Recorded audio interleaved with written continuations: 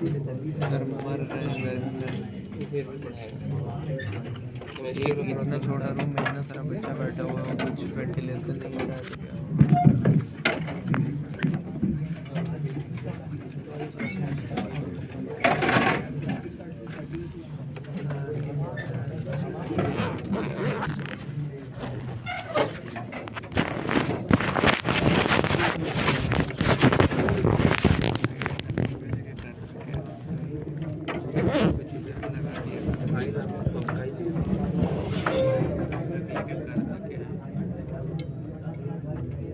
सब बैठ के हम लोग घर बना।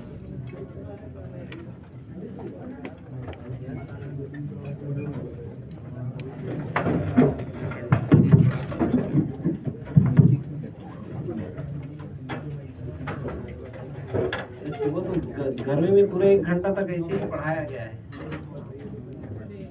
पढ़ाया गया है हल्ला नहीं। कहाँ तक पढ़े थे बताओगे?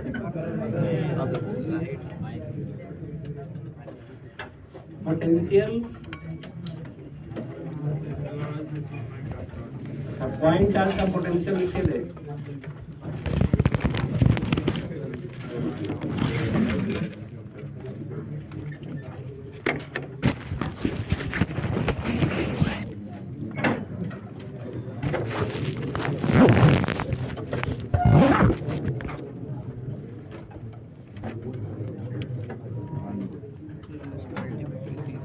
ठीक है, वो पिछले का चलो आप गेट बंद कर लो, इधर ध्यान दो। वही रोड देख रहे थे। देखो मैं बोल रहा हूँ रोड अगर देखना है तो रोड पे खड़े हो जाओ, ज्यादा अच्छा दिखेगा। अब यहाँ आए हैं तो हम लोग पढ़ लें। पिछले क्लास में हमने बताया था कि इलेक्ट्रिक फील्ड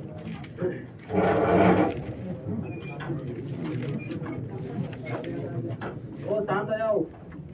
इसमें 2 पॉइंट, इन 2 पॉइंट के बीच में हम लोग को पोटेंशियल डिफरेंस जब लिखना था तो हम लोग क्या कहते हैं, small potential difference is minus E dot. मतलब अगर बहुत छोटा कर दें तो डी आ रहा है, और इन दोनों पॉइंट के बीच का पोटेंशियल डिफरेंस लिखेंगे तो इतना आएगा। तो इलेक्ट्रिक फील्ड को हम लोग क्या कर रहे थे, इंटीग्रेट कर रहे थे। तो इलेक्ट्रिक फील्ड को इंटीग्रेट करने पे हमको पोटेंशियल डिफरेंस मिला था। इसमें 2 चीजें हमने बताया था। इलेक्ट्रिक फील्ड के अराउंड जाएंगे तो पोटेंशियल डिफरेंस क्या होगा, घटेगा, और परपेंडिकुलर टू इलेक्ट्रिक फील्ड जाएंगे तो कांस्टेंट रहेगा। ये 2 कॉन्सेप्ट बिल्कुल याद रखेंगे। अब इसमें अगर हम लोगों का कोई general function x y z का अगर हम लोगों का हो जाए इलेक्ट्रिक फील्ड, तो उस केस में पोटेंशियल डिफरेंस कैसे फाइंड आउट करेंगे। दूसरा चीज बताना कि इलेक्ट्रिक फील्ड सॉरी पोटेंशियल अगर दिया है तो इलेक्ट्रिक फील्ड कैसे फाइंड आउट करते हैं। एक्स कंपोनेंट के लिए माइनस डेल वी बाई, यानी पार्शियली डिफरेंशिएट करेंगे इसको, तो हमको ये कंपोनेंट ऑफ इलेक्ट्रिक फील्ड मिलेगा। ये समझ आ गया।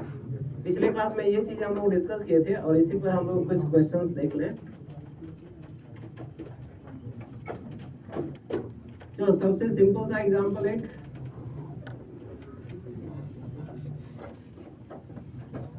इधर इलेक्ट्रिक फील्ड ये है, this is y axis and this one is x axis। Uniform electric field है।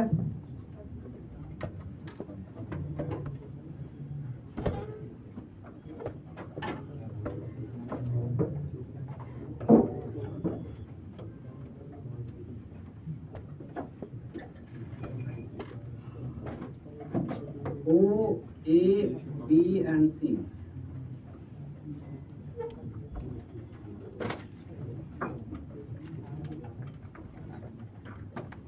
ये है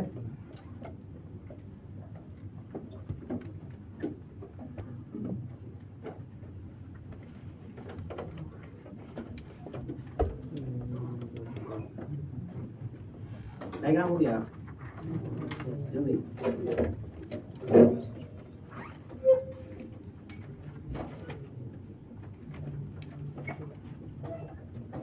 एक चार्ज पार्टिकल को हम लोग इधर से इधर मूव करा रहे थे। क्वेश्चन नोट करेंगे। A charge particle Q, a charged particle Q is moved. A charged particle Q is moved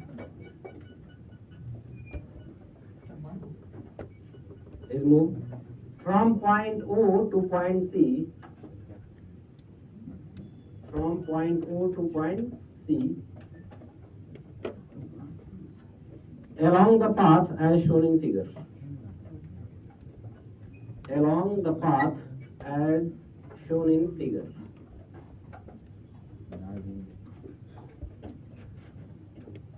Find work done in moving the charge. Find work done in moving the charge. यानी work done का मतलब क्या? Work done by external agent. समझ आएगी? अब work done by external agent हम लोग क्या लिख रहे थे?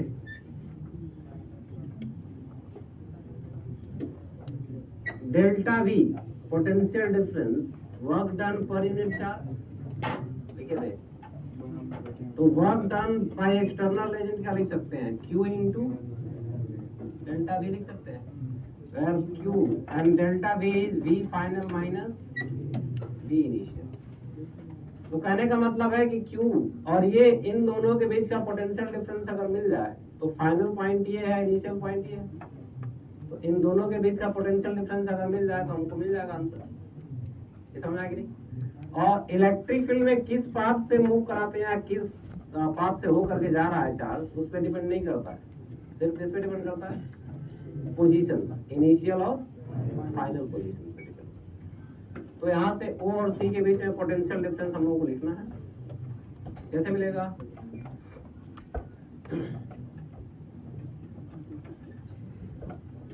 खैर ये हम लोगों का finally that is Q final is VC minus, ये हम लोगों का आंसर देगा। लेकिन अब VO माइनस VC कितना?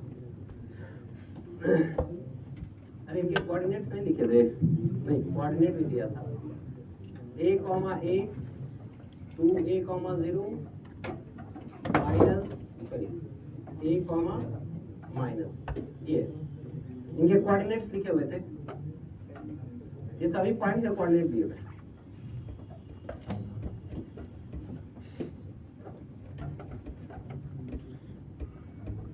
आई थिंक ये बन जाना चाहिए फिर।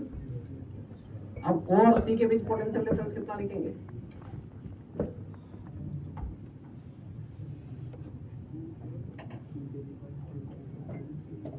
भाई C से हम लोग A तक जाएंगे। A और C ये जो लाइन दिख रहा है, इन सभी का पोटेंशियल क्या है?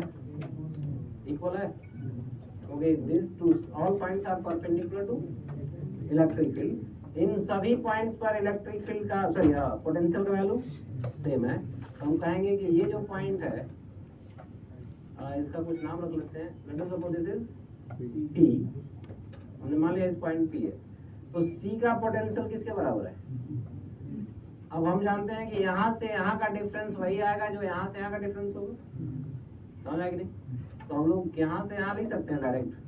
कितना? E इंटू डी, और डी कितना है यहाँ पर? A। डिफरेंस A है ना, तो इन दोनों के बीच का पोटेंशियल डिफरेंस हम लोग E इंटू डी लिख सकते हैं, where D is A। तो ये पॉइंट हम लोगों का this is Q, VC minus VP, since VP minus VO, since VC equal to VP, Q VP minus VO कितना लिखेंगे? P और O में से पोटेंशियल ज्यादा किसका है? O का पोटेंशियल ज्यादा है। हमको उल्टा चाहिए तो माइनस साइन के साथ आएगा। समझ आएगी नहीं? तो यहाँ पर VP minus VO कितना लिखेंगे? माइनस E इंटू,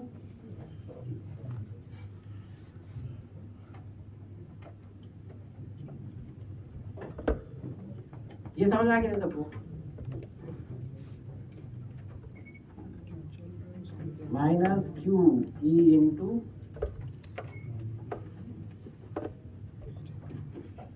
तो ये work done by external agent हुआ। समझ आ गया? इलेक्ट्रिक फील्ड का वर्क पूछेंगे तो कितना होगा, इसी का जस्ट अपोजिट, क्योंकि दोनों फोर्स हमेशा इक्वल और अपोजिट रहता है। तो इसमें work done by electric field अगर बोलेंगे तो कितना हो गया, इसी का जस्ट नेगेटिव, यानी work done by electric field is work done by electric field और इलेक्ट्रिक फोर्स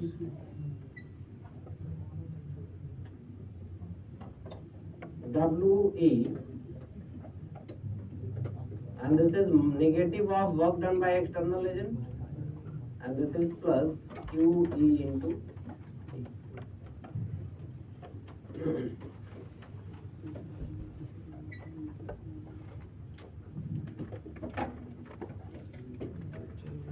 इस क्वेश्चन में कोई डाउट है किसी को भी, क्योंकि ये अभी सब बेसिक क्वेश्चंस है जो भी हम लोग पढ़े थे थ्योरी इसका एप्लीकेशन।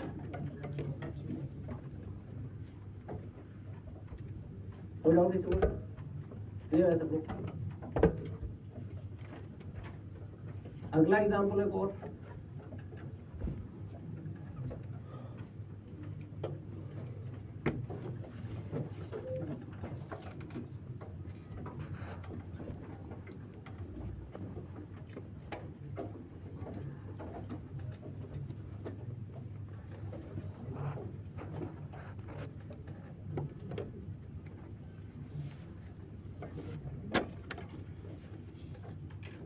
क्वेश्चन लिखे,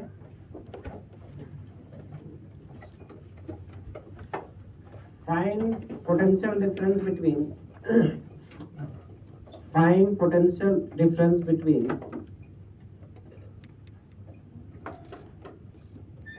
points A 1, 0, -1 and B -1, 1, 0.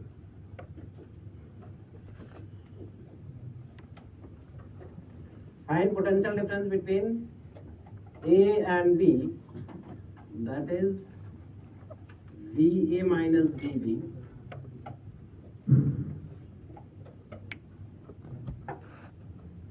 that is VA minus VB in external electric field. In external electric field, E equal to 2xi plus y square j Newton पर कूलम और वोल्ट पर metre. Electric field का दो unit देख लेते हैं। Electric field का ये न्यूटन पर कूलम भी होगा या वोल्ट पर मीटर।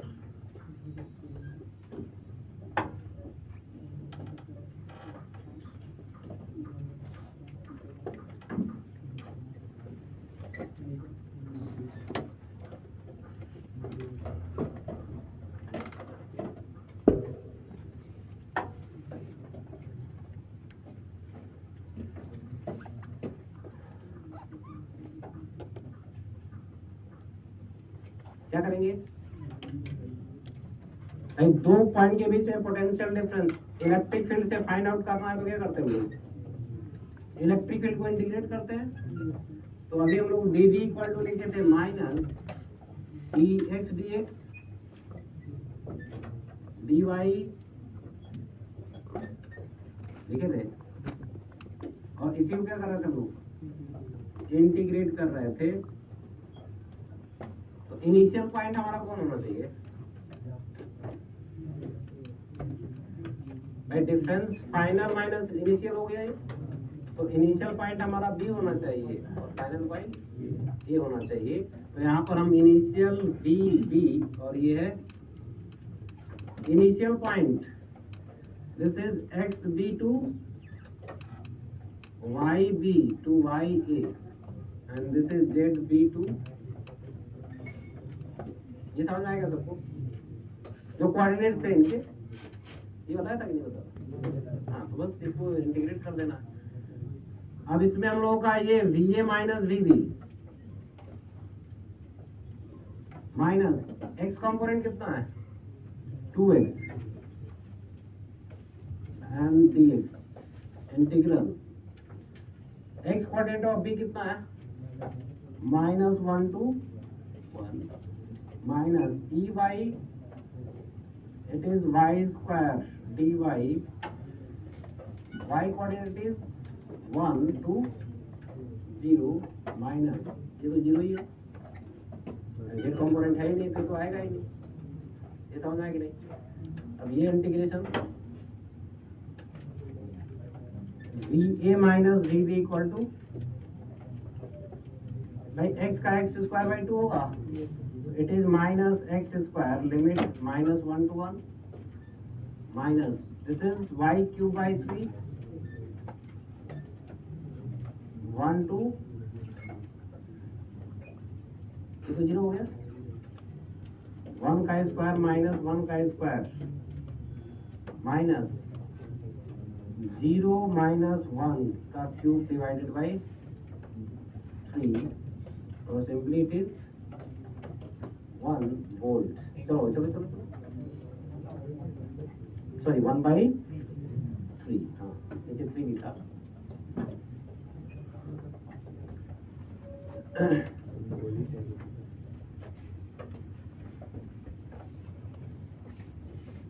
इलेक्ट्रिक फील्ड से कभी भी फाइंड आउट करना होगा तो हमेशा इलेक्ट्रिक फील्ड को इसी तरीके से आप इंटीग्रेट करोगे चाहे यूनिफॉर्म हो या नॉन यूनिफॉर्म इस तरह से हम लोग x कंपोनेंट y कंपोनेंट और कंपोनेंट देख करके कर सकते हैं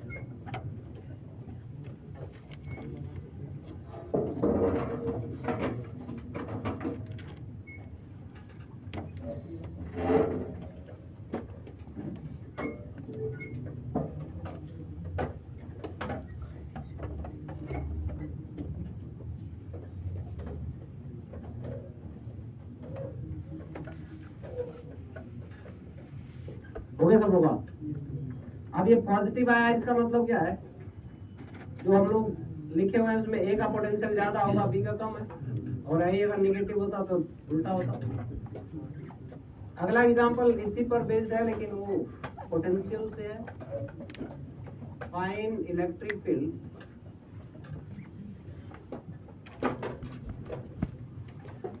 इन vector at point P equal to 0, 1, -1 in potential field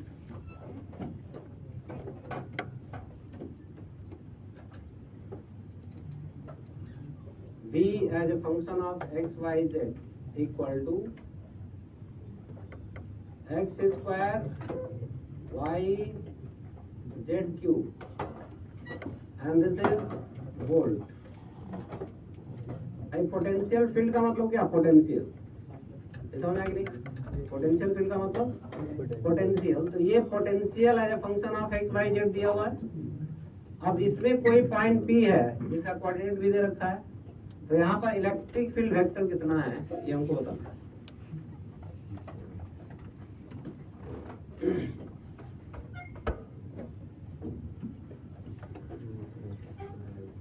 तो इलेक्ट्रिक फील्ड वेक्टर हम लोग का भाई x कंपोनेंट कितना होता है minus del v by del x होता है ना जी अब ये पार्शियल डिफरेंशिएशन पता है सबको हाँ तो क्या करेंगे अब x के रेस्पेक्ट में अगर डिफरेंशिएट कर रहा है तो y और z को कांस्टेंट मानेंगे इसे बोलते हैं हम लोग पार्शियल डिफरेंशिएशन तो ये y और z तो कांस्टेंट की तरह है अब इसका डिफरेंशिएशन कितना होगा 2x तो it is 2xy minus times z cube y component of electric field is minus del v by del y अब ये y के रेस्पेक्ट में करना है तो x और z कांस्टेंट होगा तो it is minus x square z cube z component is minus del v by del z 3z square होगा it is 3x square y into z square. These are three components of electric field. लेकिन अभी ये general point के लिए हुआ ना, x y Z. अब इसमें पार्टिकुलर पॉइंट हमको जो दिया गया है, तो एक्स वाई जेड का वैल्यू तीनों पुट कर लेंगे. तो general point x y z के लिए इलेक्ट्रिक फील्ड वेक्टर अगर लिखें, that's why electric field vector E equal to EXI EYJ plus EZK. और ये एक्चुअली तीनों कंपोनेंट नेगेटिव में है, राइट. माइनस सब में बाहर कर देते हैं. X y sorry x z सब में कॉमन हो रहा है, या वैसे ही लिख देते हैं. पहला वाला कितना था, 2xyz³ I cap plus x² z³ j cap plus 3x² समझ आ गया. अब इसमें एक्स वाई जेड कॉमन लेना चाहते हो तो कॉमन ले सकते हो. एक्स जेड कॉमन दिख रहा है ना सब में, तो minus x into Z, it is 2yz² I cap plus xz² j cap 3xyz ठीक है. वैसे माइनस एक्स का वैल्यू कितना था, electric field at point P which is 0, 1, -1. क्या सारा जीरो हो जाएगा, क्योंकि यही जीरो दिख रहा है हमको. समझ आ गया. अब ये जीरो दे दिया तो जीरो आ गया. मान लो कि 1 दिया होता है यहाँ पर, तो 1, -1 होता है कुछ और. कहने का मतलब तरीका सब लोगों को पता हो गया ना. इम्पोर्टेंट चीज यही है कि जो तरीका है वो हमेशा कैसे यूज होगा वो आना चाहिए.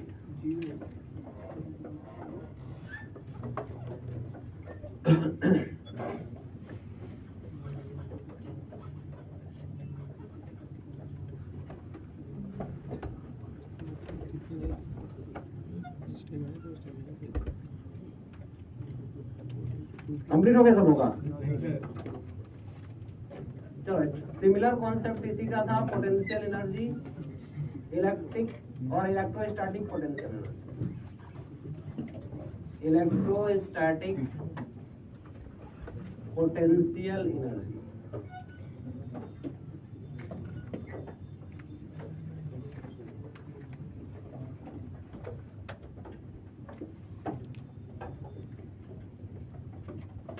Electrostatic potential energy.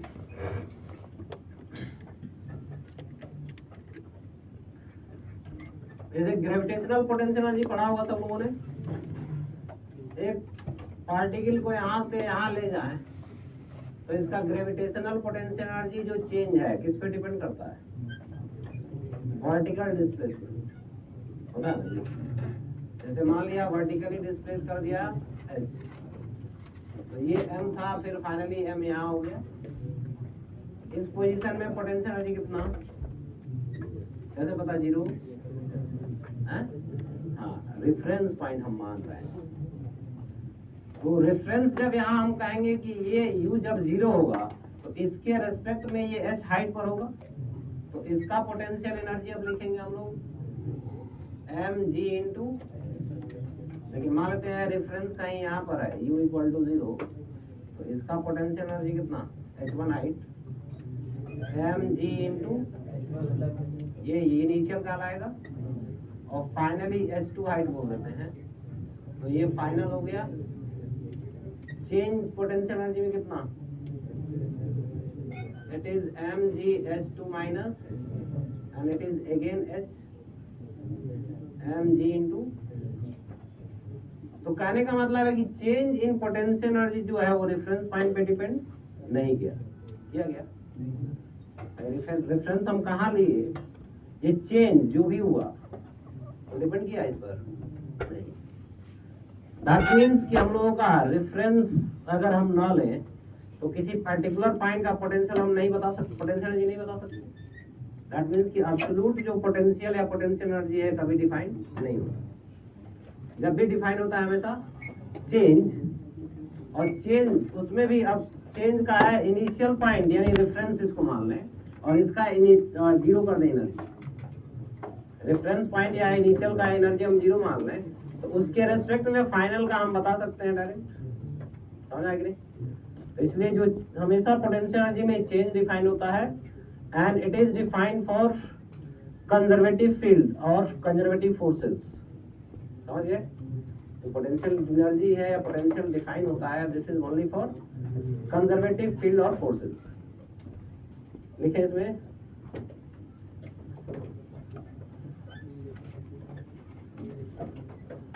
potential energy is defined for conservative fields only. Potential energy is defined for conservative fields only.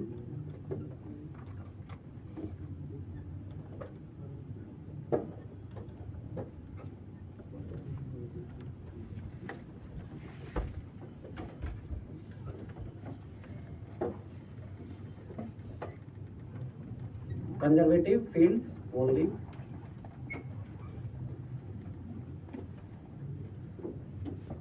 हो गया सब लोगों का? Electrostatic field is a conservative field. Electrostatic field is a conservative field.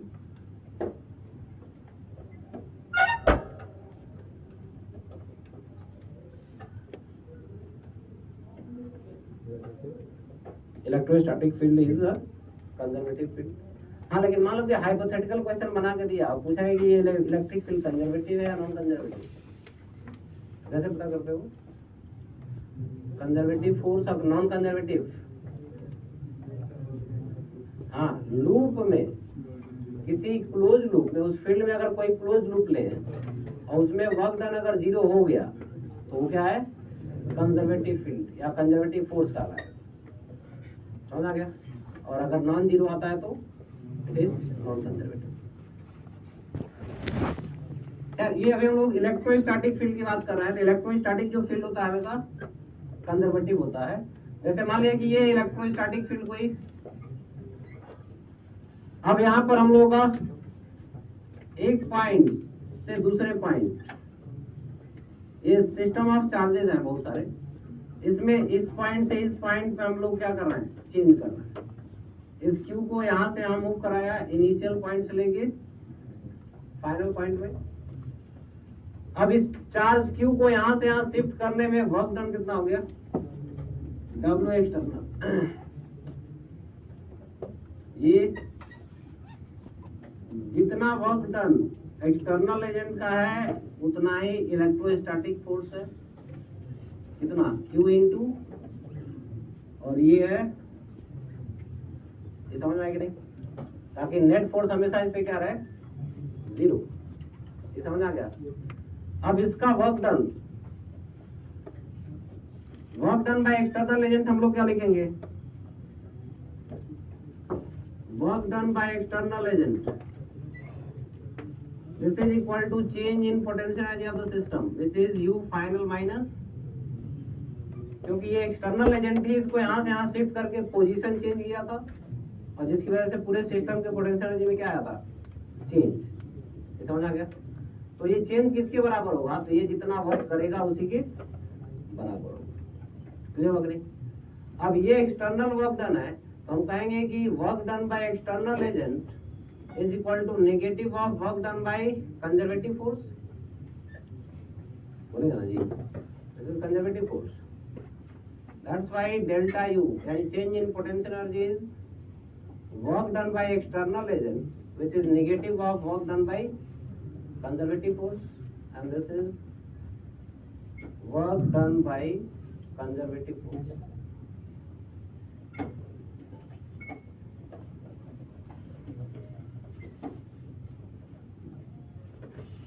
ये पहले से सब लोग पढ़ा है, खैर बस ये थोड़ा सा रिवाइज करा दिया तुमको। अब यहाँ पर हम लोग पोटेंशियल डिफरेंस का भी फार्मूला पढ़े थे, क्या था? दो पॉइंट के बीच में, इलेक्ट्रिक फील्ड में दो पॉइंट के बीच में potential difference, it is equal to work done by external agent per unit charge.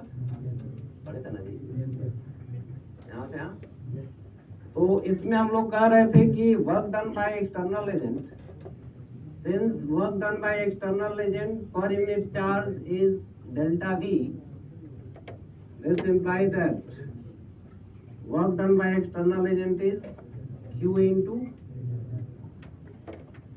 तो थोड़ी देर पहले यही एक क्वेश्चन पढ़ा था कि नहीं?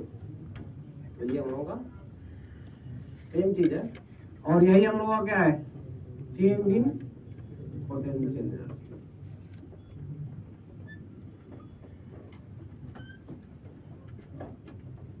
और U final minus U initial equal to Q times V final minus V initial। ये लिख लें जल्दी से।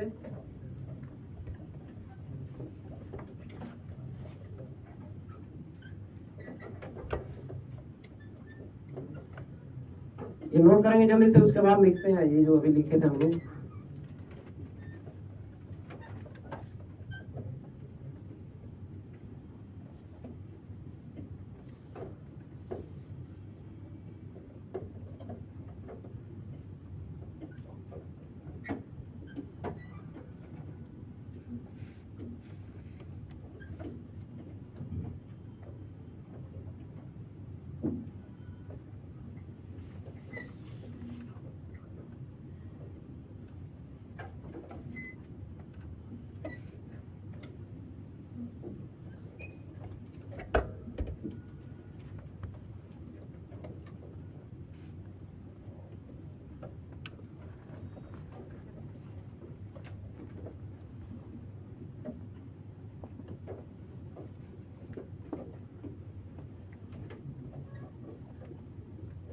नोट हो गया?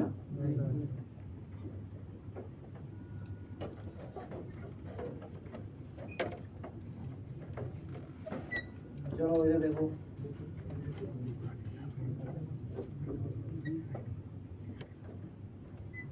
नहीं हुआ।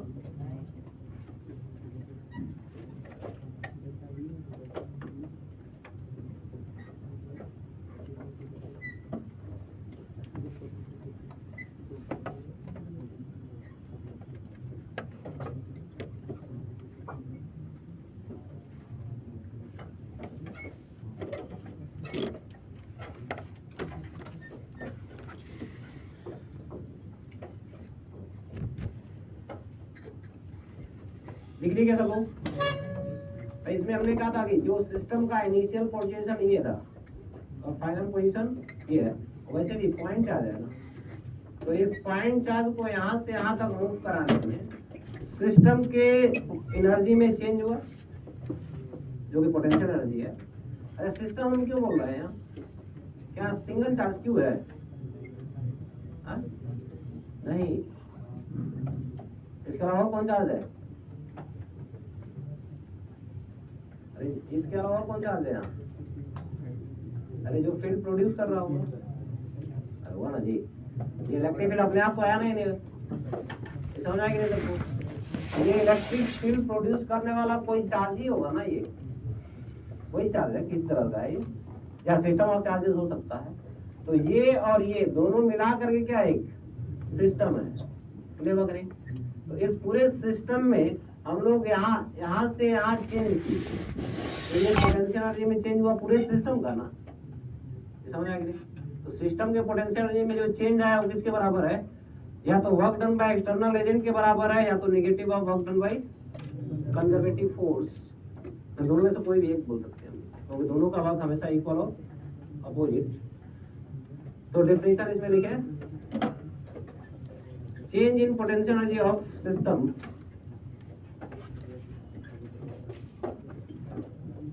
change in potential energy of a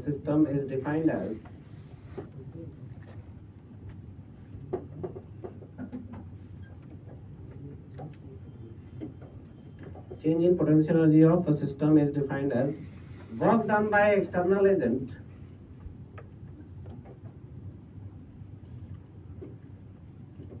work done by external agent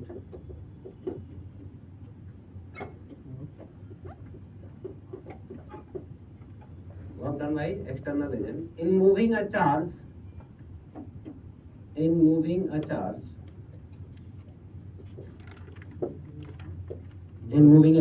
from one point to other point,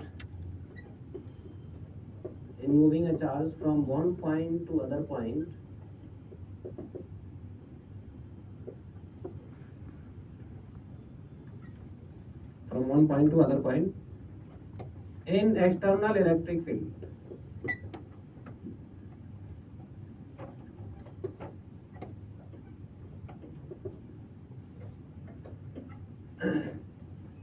कोई सब होगा ये।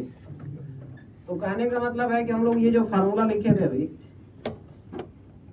U final minus U initial equal to Q into V final minus, इसको हम बोल सकते हैं Q into V final minus Q into, that means final potential energy of charge is Q into V final and initial potential energy of charge is Q into, समझ आ गया? तो हम लोग कहेंगे कि ये जो पोटेंशियल एनर्जी लिखा है किसका है? इनिशियली उस चार्ज का, समझ आ गया? चार्ज Q जब इनिशियल पोजीशन में रखा गया है तो उस समय उसका पोटेंशियल एनर्जी कितना है?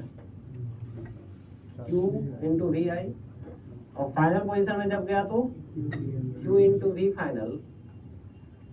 ये समझ आ गया सबको? तो किसी पॉइंट चार्ज का पोटेंशियल एनर्जी लिखना है तो सिर्फ पॉइंट चार्ज का सिंगल नहीं है,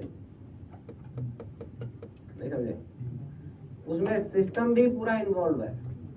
जैसे हम लोग कहते हैं कि ये mgh थोड़ी देर पहले अभी जो लिख रहे थे, ये पोटेंशियल एनर्जी चेंज आया था ना, किसका है ये? पार्टिकल का नहीं, पूरे सिस्टम का। और सिस्टम में कौन कौन है? दिस पार्टिकल प्लस अर्थ, नहीं समझे? पार्टिकल प्लस इस पूरे सिस्टम का ये चेंज था, क्लियर हुआ कि नहीं? लेकिन जनरली हम लोग बोलते किसका है, क्योंकि इसमें चेंज नेग्लिजिबल हुआ, समझ गए? इसलिए जो भी चेंज आया वो लगभग इसके पार्टिकल के पोटेंशियल एनर्जी में चेंज का आया। उसी तरीके से यहाँ पर भी है, यहाँ से यहाँ मूव कराया हमने, लेकिन जो सिस्टम है, सिस्टम में और भी चार्जेस हैं जो फील्ड प्रोड्यूस कर रहा था, लेकिन उनका जो पोजीशन है वो चेंज नहीं कर रहा है, समझ आ गई? उनका पोजीशन चेंज नहीं हुआ, इसलिए जो भी चेंज आया वो किसके बराबर हुआ? इसी चार्ज का चेंज आ रहा है ना। जो भी सिस्टम में चेंज आया that is equal to change in potential energy of this charge. अभी समझ में आ गया दोनों? तो अगर मान लो कि हम लोगों को किसी पॉइंट चार्ज का पोटेंशियल एनर्जी लिखना होगा तो क्या लिखेंगे? Q इनटू, तो potential energy of a point charge, this implies that potential energy of a point charge is potential energy of a point charge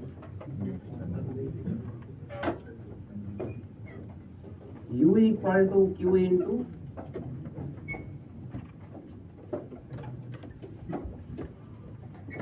भाई ये फाइनली हम लोगों का पॉइंट चार्ज का पोटेंशियल एनर्जी किसी पोजीशन में जहां पोटेंशियल कितना है V, जिस पोजीशन में है वहां पोटेंशियल अगर V है तो उस पॉइंट पर उसका पोटेंशियल एनर्जी इतना हम लोग लिखेंगे।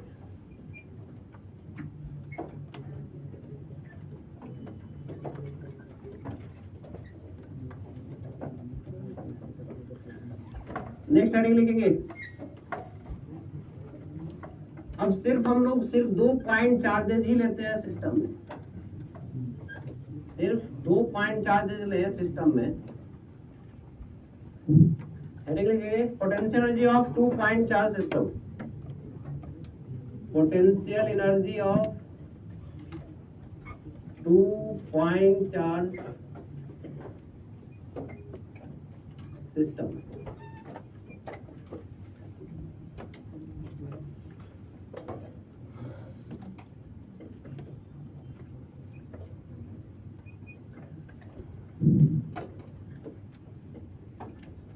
जैसे ये Q1 है और ये हम लोगों का क्या है Q2 at a distance R, इस सिस्टम का हमको लिखना है पोटेंशियल एनर्जी।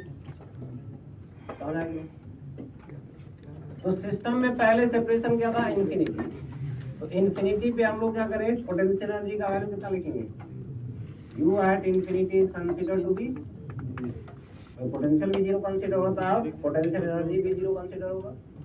अब यहाँ से इसको इस पोजीशन में लाए तो इसका पोटेंशियल एनर्जी में ये चेंज कितना होगा?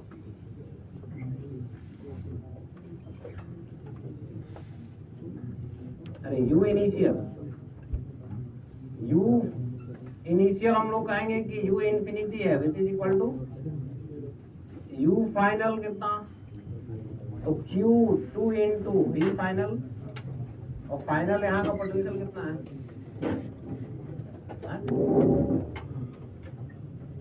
अच्छा यहाँ का पोटेंशियल कितना लिखोगे? तो यहाँ का पोटेंशियल किसकी वजह से है? इसी चार्ज की वजह से ना। समझ आएगी नहीं?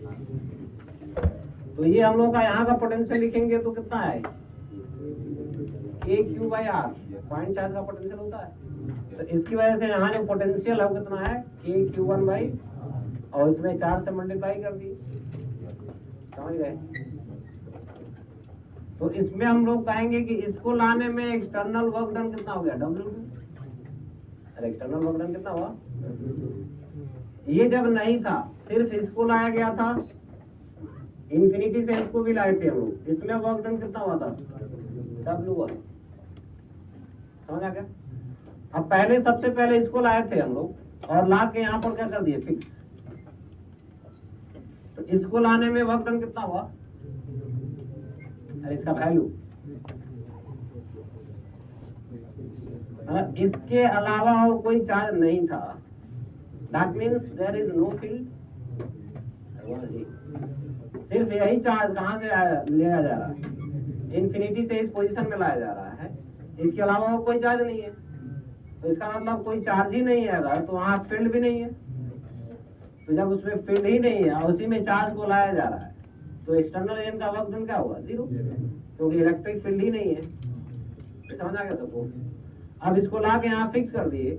अब इसका फील्ड पूरे स्पेस में है।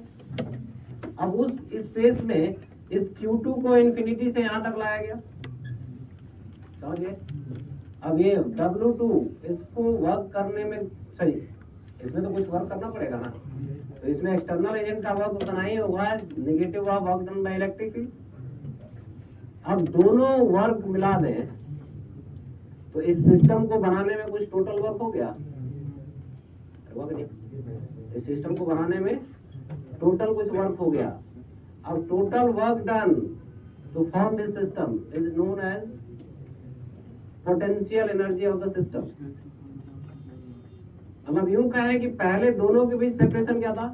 इनफाइनाइट, और दोनों को फाइनली फाइनाइट सेपरेशन में ला दिया। समझ आया कि नहीं? पहले दोनों के बीच सेपरेशन क्या है? इनफाइनाइट, और फाइनली दोनों के बीच फाइनाइट सेपरेशन आर कर दिया गया है। तो इनको फाइनाइट सेपरेशन लाने में कुछ वर्क किया गया होगा ना। तो इस वर्क जो भी हुआ इस सिस्टम में स्टोर हो गया in the form of potential energy. समझ गए? ठीक है?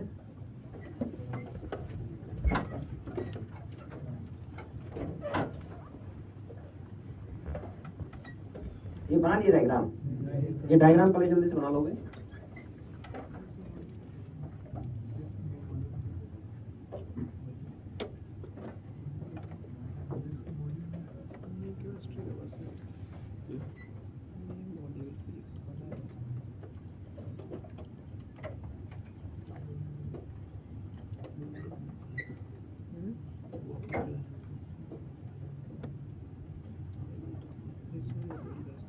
लिखें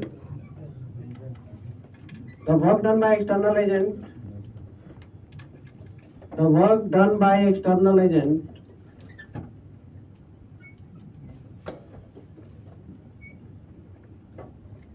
the work done by external agent in bringing the two charges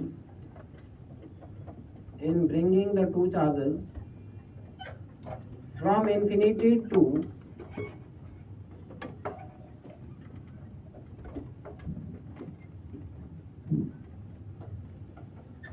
from from infinity to a finite separation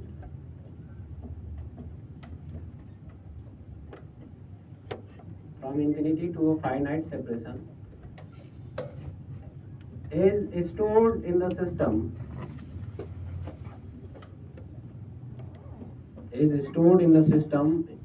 in the form of potential energy.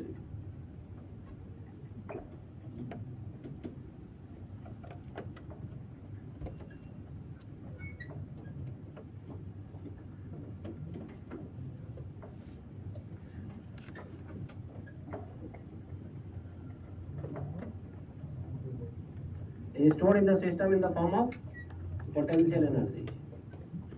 अब यहाँ पर हम लोग कहेंगे कि W1 का वैल्यू कितना 0 when Q2 is not present. नहीं बोला था क्या in absence of Q2 ये समझ आया कि नहीं? W2 अब ये हो गया work done by external agent. जब इसको हम लोग यहाँ पर फिक्स कर दिए और इसको इनफाइनाइट से यहाँ तक लाए थे तो इसका वैल्यू कितना लिखेंगे k q1 q2 divided by ये पोटेंशियल जब पढ़ रहे थे उस समय डिफाइन कैलकुलेट किया गया था ना जी। अब यही पर यूनिट चार्ज जो वर्क डन था वो पोटेंशियल कहलाया था। तो बेसिकली कुछ भी नहीं है Q इंटू वी ही लिखा हुआ है।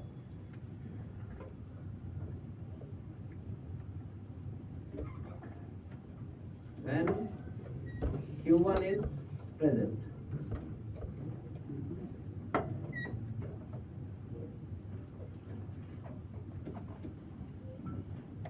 टोटल वर्क डन कितना हो गया W1 plus W2 and this is nothing but k q1 q2 by r square नहीं है r. This implies that potential energy of system is k q1 q2 by r and this is potential energy of 2-point charge system.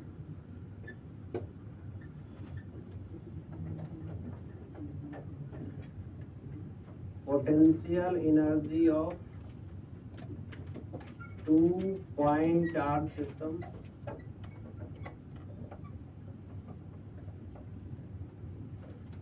में ये finally formula याद रखना है। 2 point charge का potential energy कितना होता है तो k q1 q2 by r जिसमें q1 q2 का वैल्यू हमेशा साइन सहित पुट किया जाएगा। इसमें लिख लेंगे put the values of q1 and q2 put the values of Q1 and Q2 with proper signs.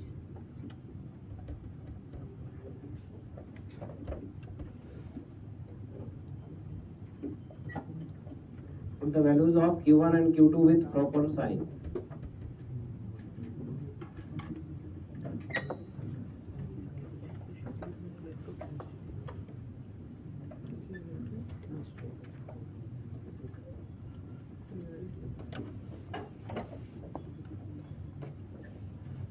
सब होगा। अब इसमें ये W2 ये जब लाया गया था तो इसका वर्क डन 0 था, इसको ऊपर आने में कोई वर्क नहीं हुआ सबसे पहले। उसके बाद ये लाया गया, इसको लाने में इसके अगेंस्ट वर्क करना पड़ा था। अब इसके अगेंस्ट कितना वर्क करना पड़ा ये k q1 q2 by r समझ आ गया। अब कोई तीसरा चार्ज अगर और लाया जाए, मान लीजिए ये Q3, इसको भी इंफिनिटी से कहीं ला रहे हैं हम लोग। अब इसको यहाँ इस पोजीशन में लाने में दोनों के अगेंस्ट वर्क करना होगा, समझ आया कि नहीं? इसके अगेंस्ट में वर्क या इन डिस्टेंसेस को थोड़ा चेंज कर लेते हैं। दिस इज R12, इसको R23 बोल लेते हैं हम लोग, इसको R31 बोल लेते हैं, समझ आ गया। अब इसको लाने में इसके अगेंस्ट भी वर्क करना पड़ेगा और इसके अगेंस्ट भी वर्क करना पड़ेगा। तो W3 का वैल्यू कितना लिखेंगे इसके अगेंस्ट में और इसके अगेंस्ट में। इसके अगेंस्ट में कितना Q2Q3 डिवाइडेड बाई R23, इसके अगेंस्ट में Q1Q3 डिवाइडेड बाई R31 और दोनों का सम। ये हुआ total work done in bringing third charge from infinity to this position. और इसमें था ये R12 कर देते हैं। अब पूरा सिस्टम को बनाने में टोटल वर्क कितना हुआ, इन तीनों का सम। समझ गए? पूरे सिस्टम को बनाने में अब इन तीनों का सम होगा ना वर्क डन। अब ये जो भी आएगा that is total potential energy of the system. ये 3.4 सिस्टम का पोटेंशियल एनर्जी होगी। समझ आया कि नहीं? ठीक है। Find potential energy of 3.4 system.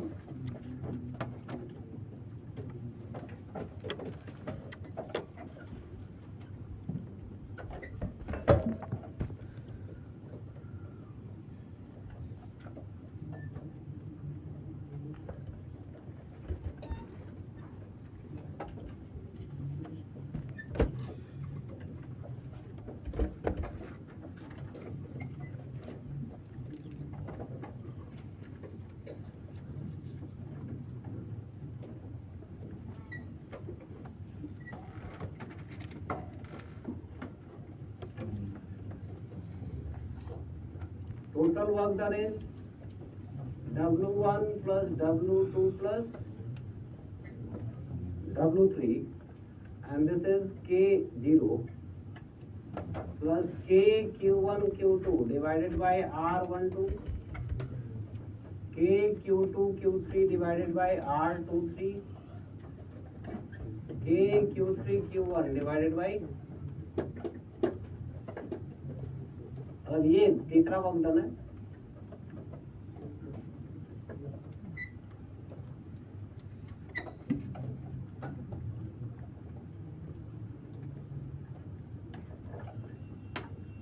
That's why U potential energy of the system is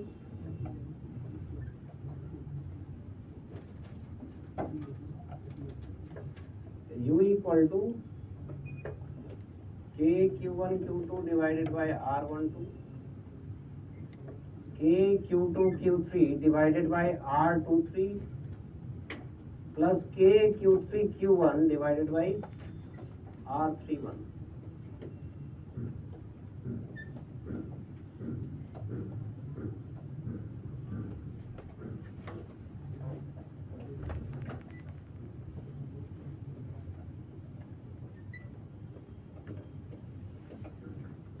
potential energy जो आता है किसकी वजह से आता है, इंटरैक्शन की वजह से। एक दूसरे से जब इंटरैक्ट करते हैं तभी तो पोटेंशियल एनर्जी आता है। अगर दो पार्टिकल अगर एक दूसरे से इंटरैक्ट नहीं करते हैं तो पोटेंशियल एनर्जी नहीं होता। जैसे काइनेटिक थ्योरी ऑफ गैसेस में हम लोग पढ़े थे, गैस का जो टोटल एनर्जी है वो किस फॉर्म में होता है, काइनेटिक। ये जंक्शन में लिखते हो ना, there is no interaction between the two molecules, पढ़ा होगा। इसका मतलब वहां पोटेंशियल एनर्जी क्या है, एब्सेंट है, पोटेंशियल एनर्जी है ही नहीं है। तो पोटेंशियल एनर्जी तभी आता है जब इंटरैक्शन होता है दो पार्टिकल के बीच। इलेक्ट्रिक फोर्स से अगर इंटरैक्शन हो रहा है तो इलेक्ट्रोस्टैटिक पोटेंशियल एनर्जी आएगा। ग्रेविटेशन की वजह से इंटरैक्शन हो रहा है तो ग्रेविटेशनल पोटेंशियल एनर्जी आएगा। समझ आ गया कि नहीं? तो यहाँ पर जो भी हम लोगों का इंटरैक्शन है दैट इज इलेक्ट्रिक फोर्स है ना जी। मतलब ये हम लोग बोल सकते हैं this is interaction potential energy of 1 and 2, दो पार्टिकल का। ये दो पार्टिकल का इंटरैक्शन पोटेंशियल एनर्जी है। ये दूसरे तीसरे और पहले वाले के बीच, दूसरे और तीसरे के बीच, थर्ड और फर्स्ट।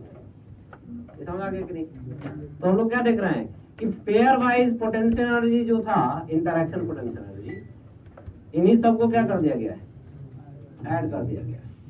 हाँ, लेकिन ध्यान रहे इसमें अगर हम लोग कहें कि 1 2 लिए तो फिर 2 1 नहीं ले सकते, क्योंकि दोनों सेम पेयर हो गया। समझ आया कि नहीं? हाँ, 1 2 ले लिए तो अब 2 1 नहीं ले सकते, क्योंकि वो डबल काउंट हो गया फिर पेयर।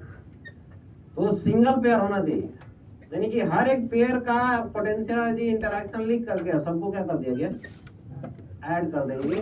तो total potential energy of the system मिल जाएगा हमको।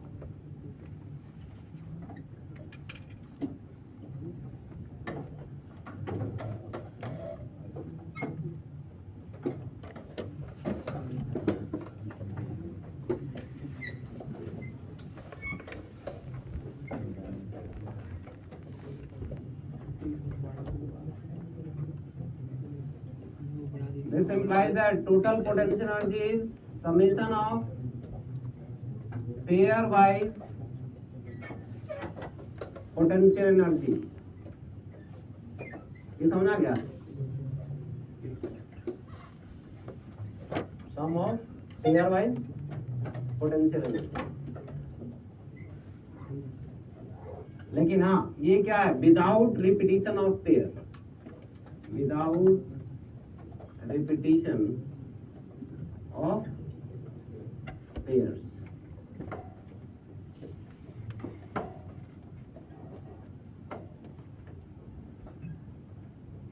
मतलब कोई पेयर दोबारा रिपीट इस सम में नहीं होना चाहिए। ये समझ आया कि नहीं?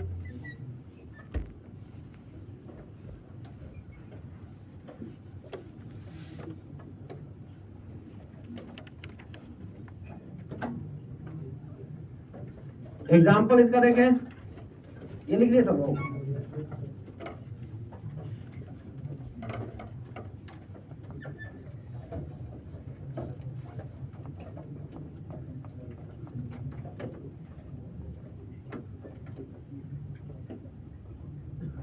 To Q minus Q and this is,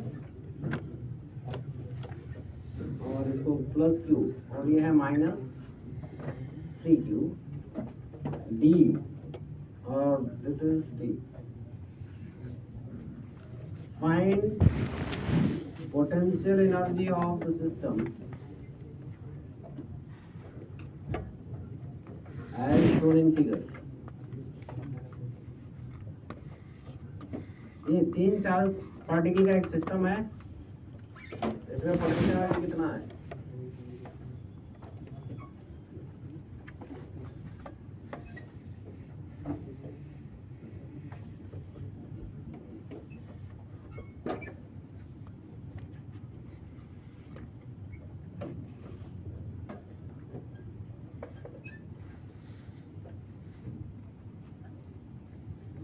इसमें ये 3 पार्टिकल, ये 1 2 3, ये 3 पार्टिकल है।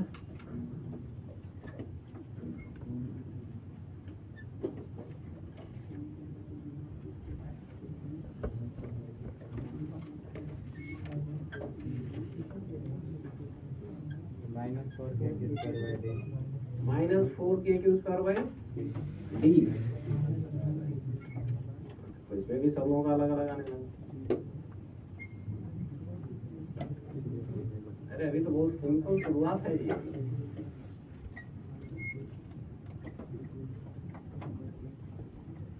चलो इधर लास्ट में कौन है? आंसर कितना आया बताओगे? कैलकुलेट किया कि नहीं किया? जल्दी से, अरे इतना टाइम नहीं लगना चाहिए जी। इन सब क्वेश्चन में अगर टाइम लगेगा तो फिर बाकी में क्या होगा? अच्छा अभी 3 पेयर बनेंगे ना जी, क्या 1 2 2 3 और बोलेंगे भाई 3 चार्जेस हैं, 3 पेयर बनेंगे। अब यहाँ से 1 और 2 के बीच 2k² d प्लस 2 3 का -3k² d, this is 2 3 plus 3 1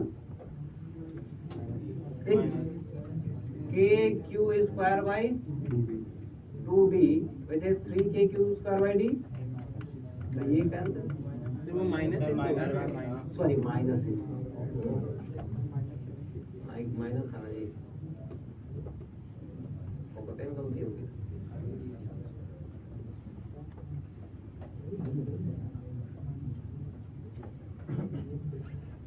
ये होता है अक्सर ऐसे ही हो जाता है, जल्दीबाजी में मतलब गलती हो ही जाएगा। इसीलिए क्वेश्चन को बड़ा ध्यान से करना होता है। तो लेकिन हम लोग का यहाँ गलती चल जाएगा, लेकिन तुम लोग का बिल्कुल नहीं चलेगा। हाँ, वही समझ लो। ये सब गलतियां मतलब यहाँ तो हम लोग कर सकते हैं, ठीक है चलेगा, लेकिन एग्जाम में तुम करोगे नहीं चलेगा। कितना आ गया? ये 9 क्या 3 हो गया ना, 6 और 6 माइनस 2, ये आंसर है।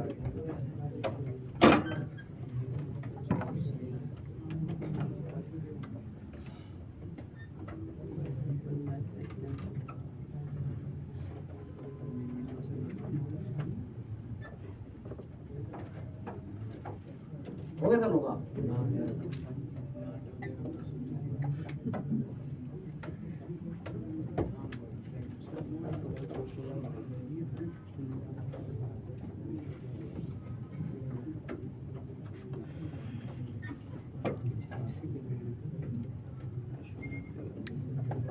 इसी में थोड़ा सा चेंज कर देते हैं, इसको उड़ा के इधर ला देते हैं।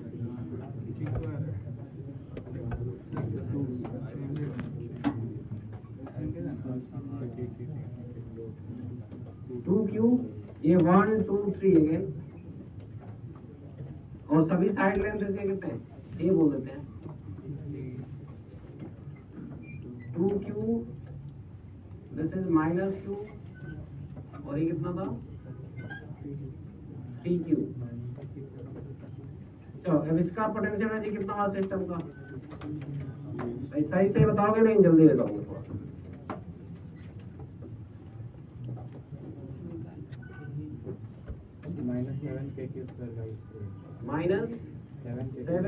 -7kq²/a।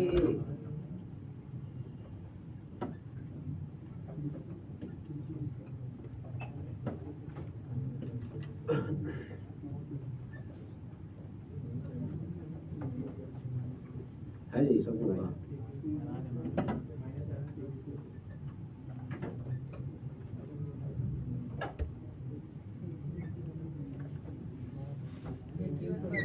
KQ² भाई, ये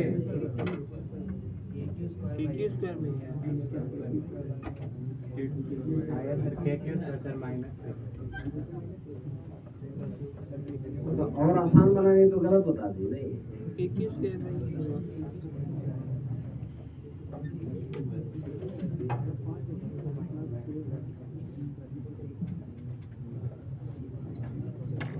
ये -2 -3 और +6 कितना हुआ?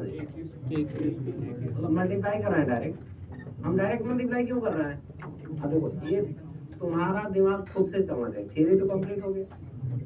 अब ये जब प्रैक्टिस करोगे तो इसमें तुम खुद का अपना दिमाग लगा के इसको शॉर्टकट बना सकते हो। क्या किया गया इसमें? सब में सेपरेशन क्या है? ए, तो डिनोमिनेटर तो सब में सेम आएगा, तीनों पेयर में सेम आएगा ना जी। तो तीनों पेयर सेम हो गया, उसमें भी सिर्फ दोनों का प्रोडक्ट का सम होना चाहिए। भाई दोनों के प्रोडक्ट का, यहाँ प्रोडक्ट क्या आएगा? -2, यहाँ क्या आएगा? -3, यहाँ क्या आएगा? +6। तो -2 -3 +6 कितना? +1। समझ गए? तो सिंपली kq²/a। अभी समझ में आया कि नहीं? तो ये थियरी जो हो जाता है, उसके बाद खुद का दिमाग लगा करके हम लोग शॉर्टकट किस तरह से उसको और जल्दी कर सकते हैं, ये जब खुद दिमाग अप्लाई करते हो तब होता है। और जो पढ़ा दिया गया है उसको जो खुद दिमाग तो लगाया नहीं, जो पढ़ाया गया वो भी नहीं पढ़ा, तब तो हो गया खत्म का। समझ गया कि नहीं? हाँ, तो पढ़ाई आसान बनाने के लिए करना पड़ता है।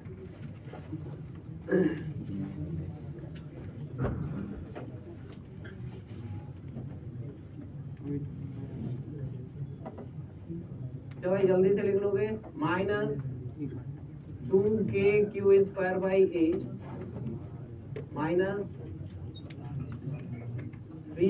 -3kq²/a plus 6kq²/a, and this is kq²/a।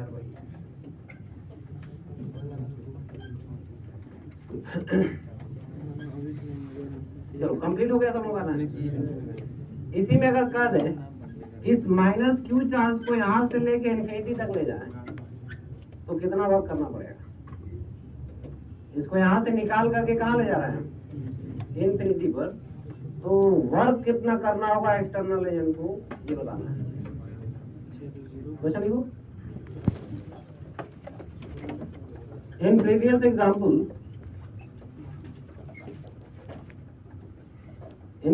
Example,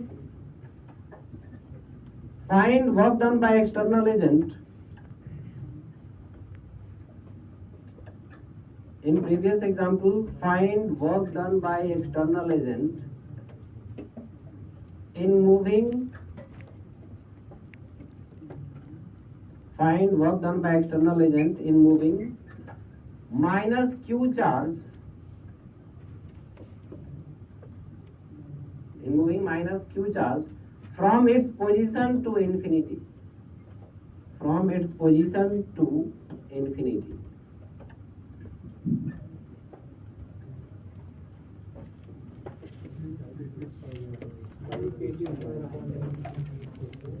Five.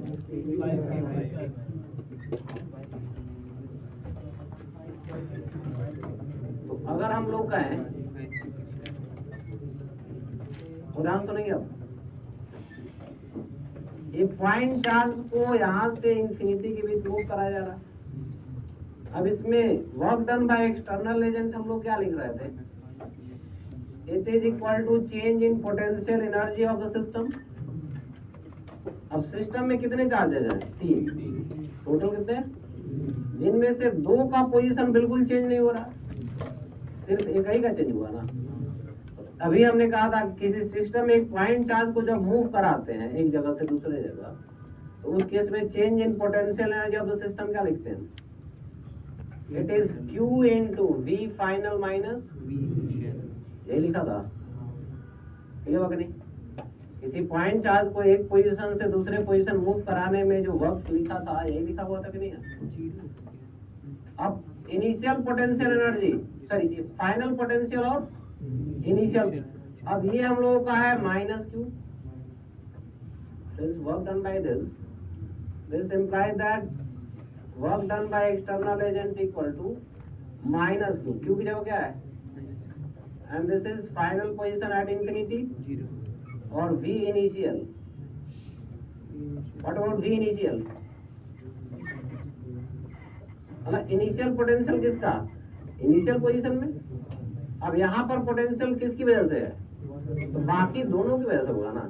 अब इसका पोटेंशियल तो काउंट नहीं होगा उसमें, तो इसके अलावा जो भी चार्ज है उसकी वजह से यहाँ पोटेंशियल कितना होगा, इसकी वजह से 2kq/r, इसकी वजह से 3kq/r।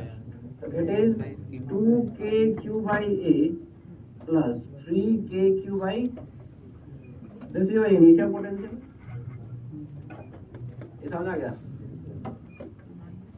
ये कितना हुआ, -5 और minus minus it is 5kq² divided by,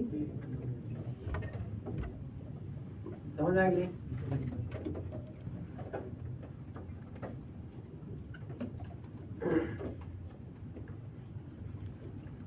इसी को हम लोग दूसरे तरीके से भी लिख सकते थे, सिस्टम का टोटल एनर्जी इनिशियल और फाइनल में लिख लें, तो फाइनल या इनिशियल तो अभी लिखा हुआ था, कितना था, इट इज kq², और फाइनल में कितना लिखेंगे, तो ये जब इन्फिनिटी में चला जाएगा तो इसका इंटरेक्शन किस दोनों का तो 0 हो गया, तो बचा सिर्फ ये दोनों, तो इनका पोटेंशियल एनर्जी कितना, इट इज 6kq², ये हम लोग का 3q और 2q, ये बचा हुआ है ए सेपरेशन में, और इनिशियल में तीनों था ऐसे, -q, 2q और 3q, और ये चला गया है इंफिनिटी पर। समझ आया कि नहीं? तो बचा हुआ सिर्फ ये सिस्टम है, तो इस सिस्टम का टोटल पोटेंशियल एनर्जी लिखा गया यहाँ पर, इस पूरे सिस्टम का लिखा हुआ है यहाँ पर, अभी यहाँ पर लिखा हुआ है इस पूरे सिस्टम का। तो फाइनल माइनस इनिशियल जो चेंज आया पोटेंशियल एनर्जी, ये चेंज कौन किया, एक्सटर्नल एजेंट हो गया। समझ आ गया? तो इस केस में भी हम लोग का work done by external agent कितना, u फाइनल माइनस कितना गया 5k स्क्वायर बाई, दोनों से आंसर सेम ही मिला।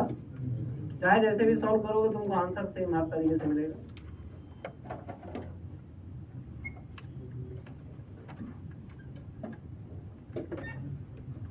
अच्छा ये समझ में आया कि नहीं सबको? पहले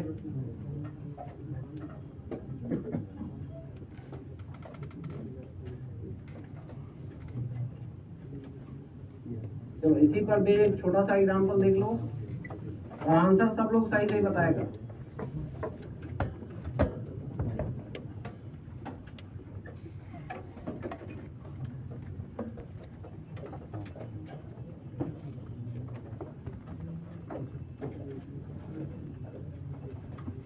This is A, B and this is C. This point is D.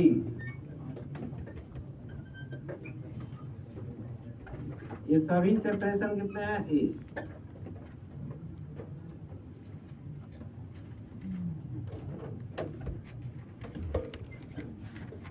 इस पर हम लोगों का +2q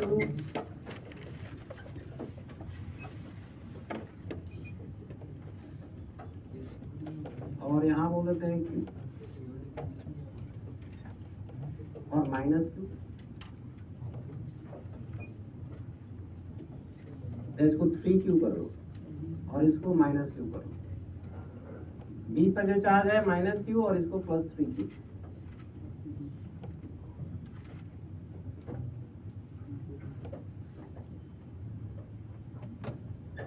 और इसको हम लोग Q0 को मूव करा रहे हैं C से D तक along this path।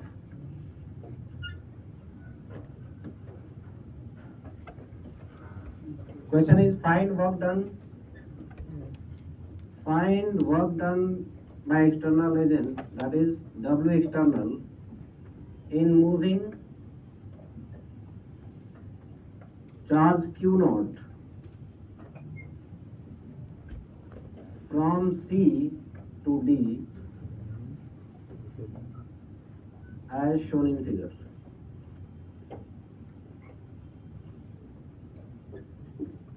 From C to D as shown in figure।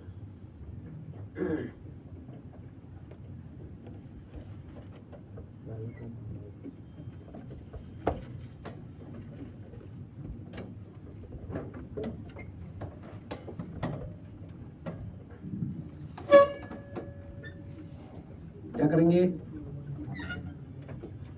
अब फिर इसमें भी एक ही पॉइंट चार्ज मूव कराया जा रहा है, तो it is Q into V final minus, कर सकते हैं ना जी? तो फाइनल में पोजीशन कौन सा है? D। इनिशियल में पोजीशन कौन सा है? It is VD minus VC। ये समझ आ गया सबको? तो यहाँ पर D और C इन दोनों के बीच का पोटेंशियल और ये चार्ज कितना था? Q0। तो D का पोटेंशियल लिखो और C का पोटेंशियल, दोनों का डिफरेंस। तो C और D का जो पोटेंशियल है वो किसकी वजह से? बाकी दोनों चार्जेस की वजह से। ये समझ आ गया सबको? तो D का पोटेंशियल कितना होगा?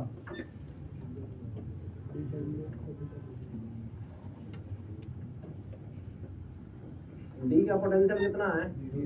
0 है। It is Q0। भाई पहले -q की वजह से देखेंगे तो इट इज -kq/d, D की जगह पर A, और +3kq डिवाइडेड बाई 3a। ये हो गया D का पोटेंशियल। माइनस C का पोटेंशियल कितना है? It is 3kq/a minus kq/, this is VD minus VC। तो ये कितना हो गया? 0। और ये हो गया 2kq/a minus times, it is -2kq Q0 divided by, this is the work done by external agent।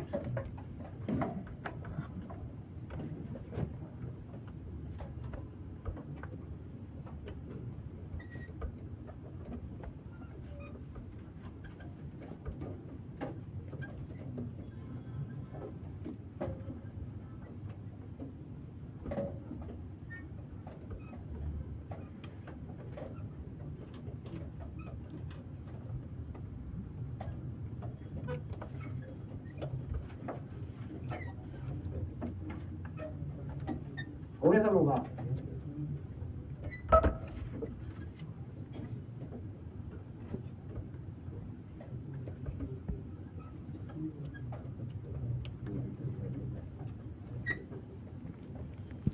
इसके बाद हम लोग इसमें अभी तो पॉइंट चार्जेस की हम लोग बात कर रहे थे।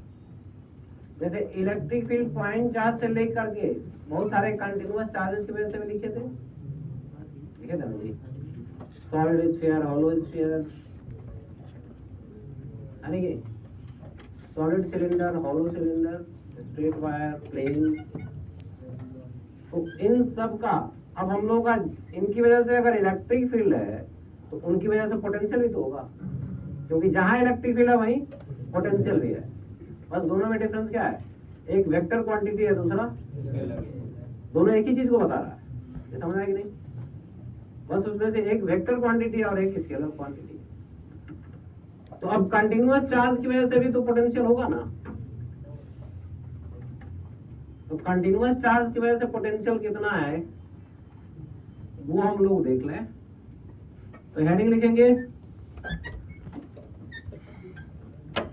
Potential of continuous charge distribution. Potential of continuous charge distribution.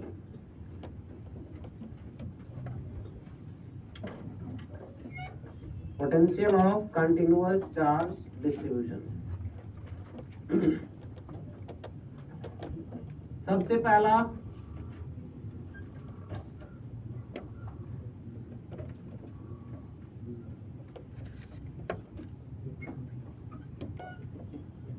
Line charge. अगर लाइन चार्ज हम लोगों का है, जैसे लाइन चार्ज का इलेक्ट्रिक फील्ड यहाँ पर फाइंड आउट किया गया था। अब इस पे मान लेते हैं कि टोटल चार्ज इसका कितना है और लीनियर चार्ज डेंसिटी कुछ होगा लैम्डा कूलम पर मीटर, और ये लेंथ l और ये डिस्टेंस, समझ आया कि नहीं? तो इस पॉइंट पर हम लोगों का पोटेंशियल कितना है इसकी वजह से वो बताना है। क्या करेंगे, और फिर से पॉइंट चार्ज का फार्मूला लगाएंगे, क्योंकि बहुत सारे इसमें पॉइंट चार्जेस बनेंगे। तो पॉइंट चार्ज का फार्मूला यहाँ पर लगाया गया। एक एलिमेंट यहाँ से यहाँ x डिस्टेंस पर dx लेंथ। अब इसकी वजह से इस पे चार्ज कितना है dq which is lambda into, अब इसकी वजह से यहाँ पोटेंशियल लिख सकते हैं dv। भाई पहला इसमें अब सबसे पहले है linear charge, this is linear charge. ये डायग्राम बना दो।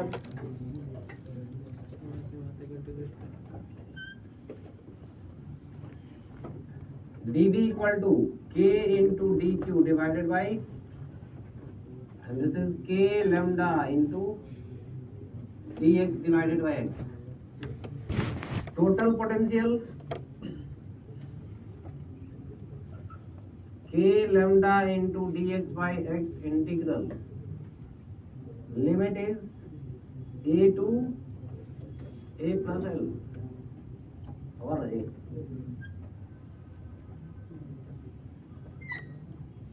v equal to k into lambda, इसका कितना होता है ln x और limit a to a plus l, this is k lambda ln a plus l by ln a minus ln b करेंगे तो ln a by b हो जाएगा ना। तो ये लिखा हुआ है this is the potential of this linear charge. अगर टोटल चार्ज इस पे q था, if total charge on the wire is q, if total charge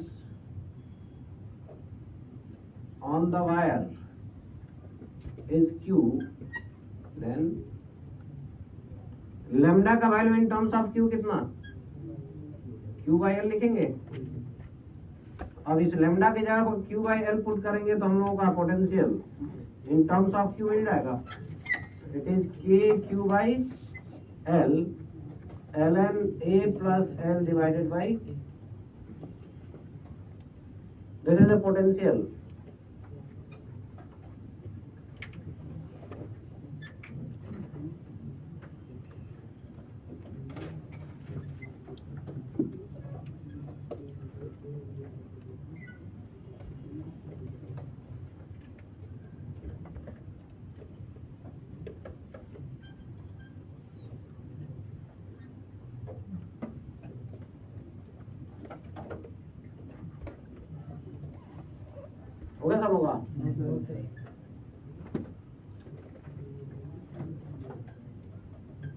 अब इसमें कहीं वेक्टर का चांस है नहीं, तो जो भी तुम एलिमेंट लोगे उसका पोटेंशियल आएगा और उसको डायरेक्ट क्या कर देना है, क्योंकि स्केलर क्वांटिटी है ना, पोटेंशियल इज स्केलर क्वांटिटी, इसलिए सीधे इंटीग्रेशन कर सकते हैं हम लोग।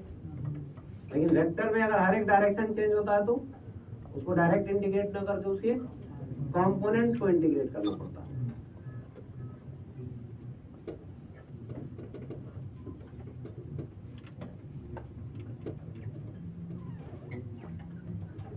Potential on the axis of ring. Potential on the axis of ring.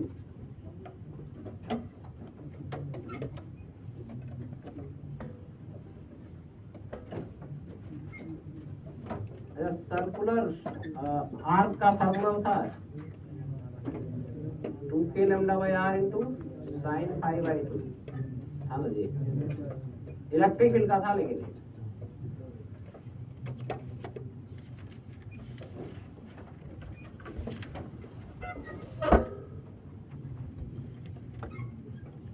ये एक्सिस है और यहाँ पर कोई पॉइंट P है which is at a distance x and this radius is total charge is q। तो इस पॉइंट पर पोटेंशियल कितना लिखेंगे,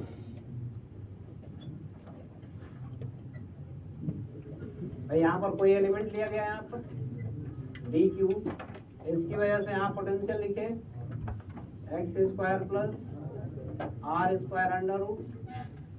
अब इसकी वजह से पोटेंशियल dv कितना, k into dq divided by x² plus r² under root kq/r।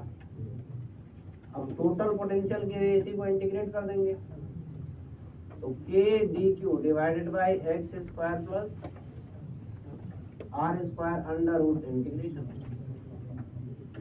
इसमें कांस्टेंट कौन कौन होगा, x और r दोनों कांस्टेंट होगा, क्योंकि अब ये एलिमेंट तो रिंग ही में मूव करेगा ना। अब ये एलिमेंट अगर रिंग पे मूव कर रहा है तो उसकी वजह से x और r का वैल्यू चेंज नहीं होगा, समझ आ गई। इसका मतलब यहाँ पर x और r एक कांस्टेंट की तरह है, तो ये बाहर हो गया सिर्फ इंटीग्रेशन dq का, kq r² under root integral over, और dq का इंटीग्रेशन का मतलब क्या, total charge of the ring, समझ आ गई। यहाँ से पोटेंशियल का value it is k capital Q divided by under root x² plus, अब ये फाइनली हम लोगों का एक फार्मूला की तरह हो गया, रिंग पे तो फिक्स हो गया ना। इसको रिंग के एक्सिस पर हम लोगों का पोटेंशियल लिखना होगा तो इतना हम डायरेक्ट लिख सकते हैं। तो इसमें क्या दिख रहा है, total charge of the ring into this distance, क्योंकि हर एक पॉइंट चार्ज का डिस्टेंस इतना ही है, तो इसलिए हम लोग का kq/r और r is x² plus r² under.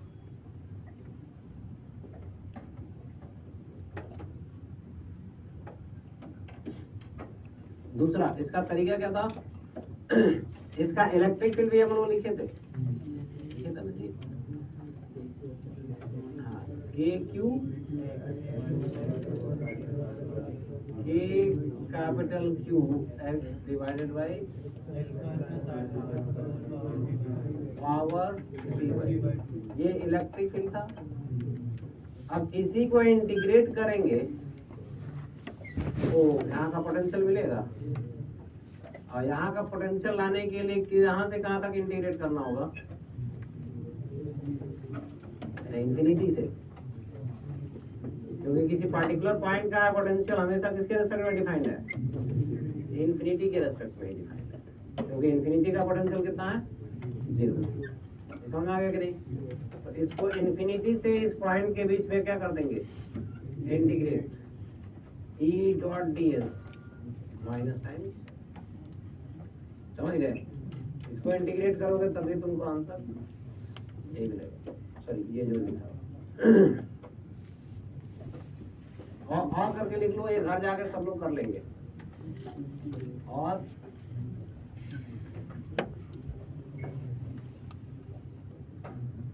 Since dv equal to minus E dot dx और ई dx, x डिस्टेंस है तो dx इधर ही होगा ना, समझ आएगी ना सबको।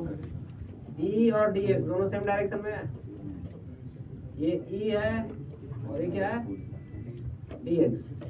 e डॉट dx करेंगे integration infinity to point x और v infinity to v point p,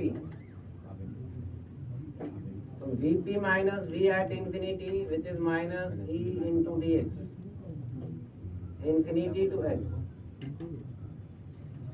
और ये है vp minus 0 k capital Q जो भी है, इसका वैल्यू यहाँ लिख देते हैं, k capital Q x dx divided by x square plus r square power integral 0 infinity to, और ये इंटीग्रेशन कई बार बताया गया है तुमको, बताया ना, इसका डायरेक्ट रिजल्ट यही आता है माइनस टाइम्स, आता है ना जी। अगर तुमको याद होगा तो इसका जो इंटीग्रेशन है x dx बाई दिस जो फंक्शन है, k q को बाहर निकाल देंगे तो इसका माइनस टाइम्स दिस ये जो वैल्यू है यही इंटीग्रेशन आता है।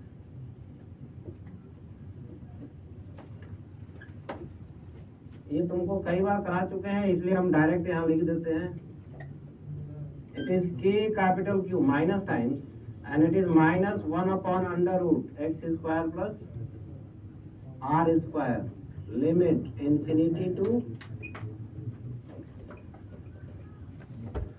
अब इसमें x इंफिनिटी लोअर लिमिट पुट करोगे तो 0 ही आएगा क्योंकि ये इंफिनिटी हो जाएगा, और माइनस ये माइनस क्या हो गया प्लस, और सिर्फ ये बचेगा तो x square plus r square which is k capital Q divided by under root x square plus r square.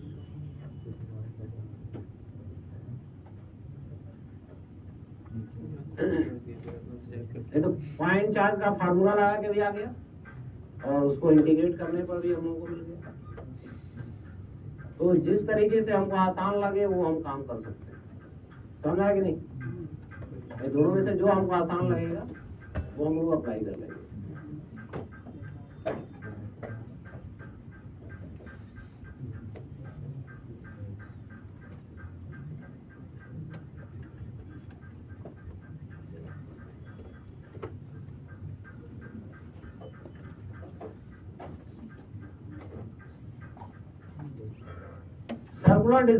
Circular disc की वजह से क्या होता है?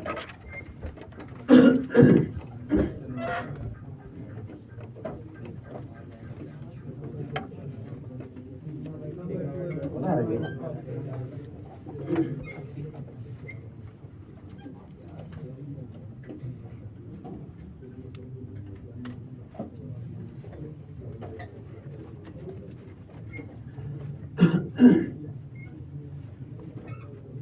third one,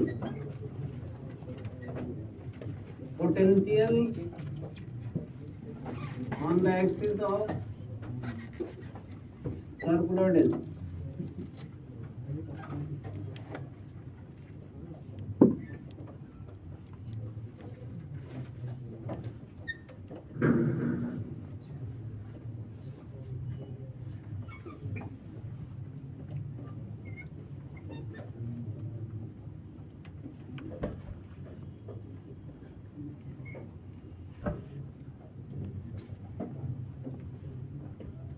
ये सरफेस चार्ज डेंसिटी क्या है?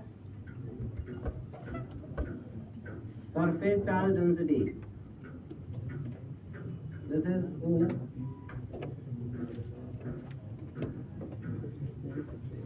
इस x डिस्टेंस पर हम लोगों को पोटेंशियल बताना है। इसमें सरफेस चार्ज डेंसिटी इसका कितना है? Sigma, sigma coulomb per meter square, और total charge Q, total charge equal to Q। P point में पोटेंशियल कैसे निकालेंगे? हैं? या तो रिंग एलिमेंट लेंगे हम लोग और रिंग एलिमेंट का पोटेंशियल लिखेंगे और फिर उसको डायरेक्ट इंटीग्रेट करेंगे, और या तो इसके इलेक्ट्रिक फील्ड को इंटीग्रेट कर देंगे। अरे इसका इलेक्ट्रिक फील्ड जानते हैं ना जी, तो या तो इसके इलेक्ट्रिक फील्ड को इंटीग्रेट करेंगे जो फार्मूला है, और या तो रिंग एलिमेंट लेकर उनका पोटेंशियल हम लोग है फिर उसको इंटीग्रेट करेंगे। तो दोनों में से एक हम बताएंगे, तुम खुद करोगे।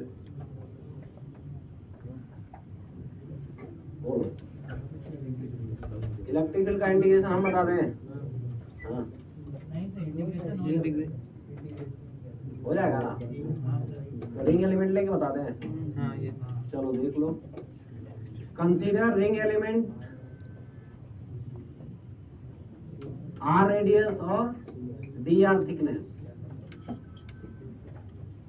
अब इस एलिमेंट पे चार्ज का वैल्यू कितना है, इस एलिमेंट पे चार्ज का वैल्यू कितना है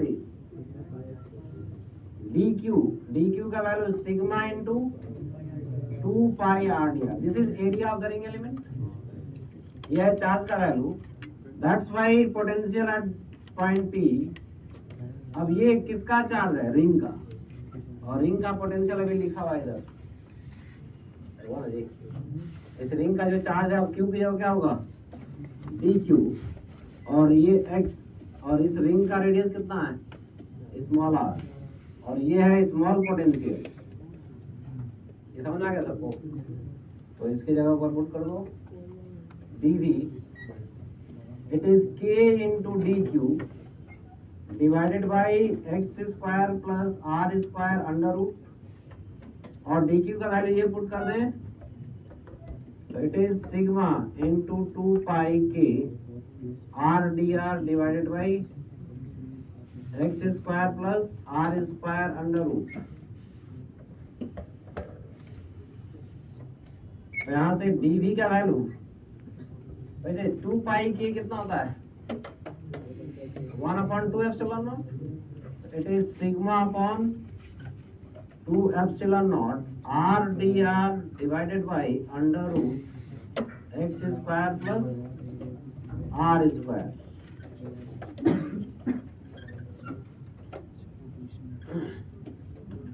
अब इसको इंटीग्रेट करना है, क्या फिर से इस तरह का ही फंक्शन दिखा x dx by some square function of x, तो इसमें भी वही दिख रहा है R D R by X square plus R square power 1/2 दिख रहा है। कैसे करते थे इसको, इसमें सब्स्टिट्यूशन करते थे क्या, X square plus R square कोई कुछ वेरिएबल हम नया पुट कर दें, तो जैसे टी पुट करेंगे तो ये अंडर रूट टी बन जाएगा, और डायरेक्ट टी स्क्वायर पुट करेंगे तो सिंपली टी हो जाएगा। समझ गए? पुट कर लो इसको,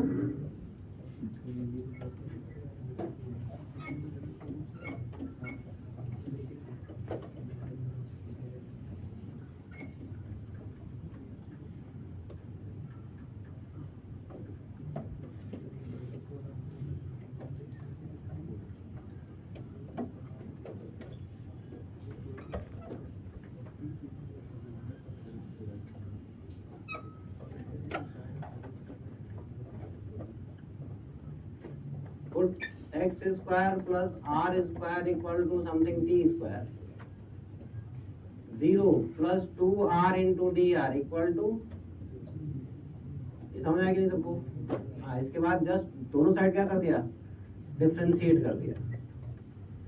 तो अब ये r dr की जगह क्या आ गया t dt, that's why dv equal to sigma by 2 epsilon naught t dt upon t square है, ये पुट किया था। तो ये सिंपली टी ए बी और ए बी टी। अब इंटीग्रल, तो ये तो कैंसिल हो गया, तो यहाँ से v का value sorry dv integral sigma by 2 epsilon not, और ये कितना हो गया t, लिमिट कहाँ से कहाँ तक,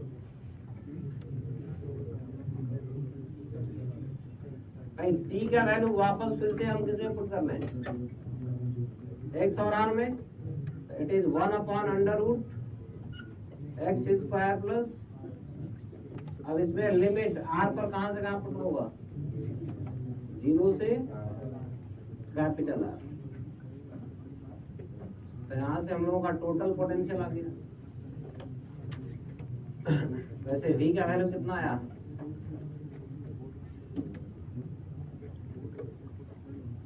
उल्टा लिख दीजिए, अरे न्यूमरेटर नहीं लगेगा ना, √x² प्लस ये है।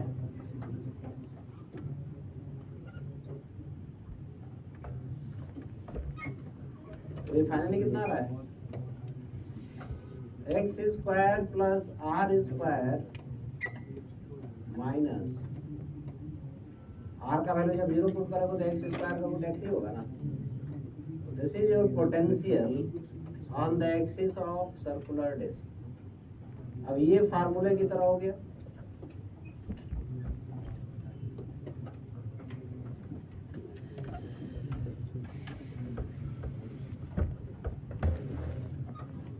देखो बाकी सब ये डेरिवेशन को जो भी अभी इंटीग्रेशन मेथड तो अपने जगह पर है, समझ गया ना। फाइनली हमने कहा बार बार कि जो रिजल्ट आ रहा है उनका डायरेक्ट एप्लीकेशन होगा क्वेश्चंस में।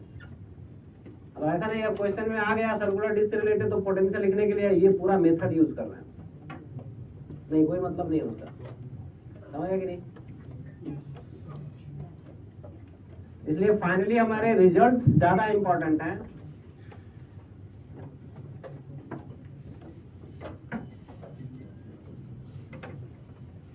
सब होगा। और दूसरा चीज ये जो पोटेंशियल आ रहे हैं इनको डिफरेंशिएट करने पे क्या मिलेगा? फील्ड मिलेगा ना जी।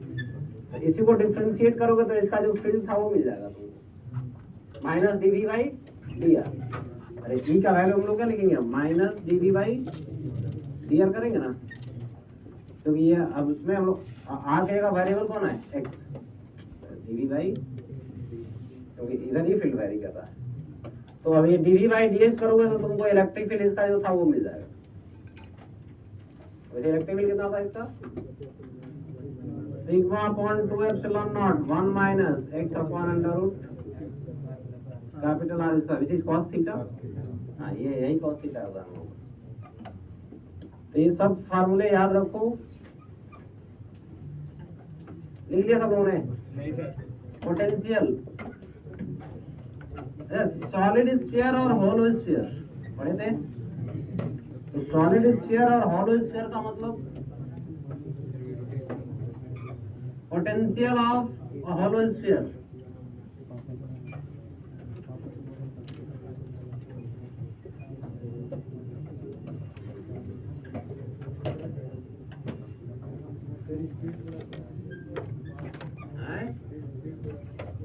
स्पीड कम कर दें। काहे फास्ट हो गया भाई? तो पढ़ाया हुआ सब चीज बता ही रहे हैं। लिखने का स्पीड तुमको बढ़ाना पड़ेगा बउआ। भाई अभी लिख के हम खत्म करें उसके 2 मिनट के बाद तुम्हारा यहाँ सब समाप्त हो जाना चाहिए। सुन नहीं पा रहा? क्या नहीं सुन पा रहा? हम तो इतना तेज बोल रहे हैं।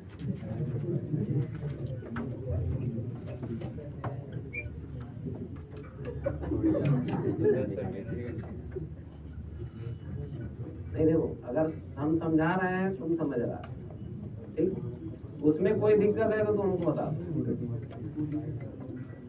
बाकी लिखने में कहेगा तो उसमें बिल्कुल हम मानने वाले नहीं है। लिखने का स्पीड तुमको बढ़ाना पड़ेगा। हम जो समझा रहे हैं उसमें तुमको कोई चीज नहीं समझ में आएगा दोबारा बताएंगे।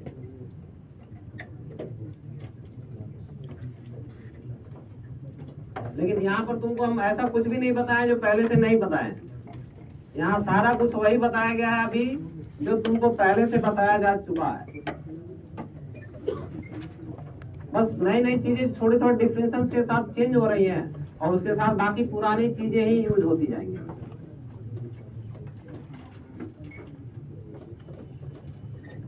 तुम स्पीड करने की बात कर रहे हो। यहाँ पर आज तुम्हारा लास्ट क्लास है किसका? इलेक्ट्रोस्टैट का। E3 है, सॉरी E6 कल परसों है।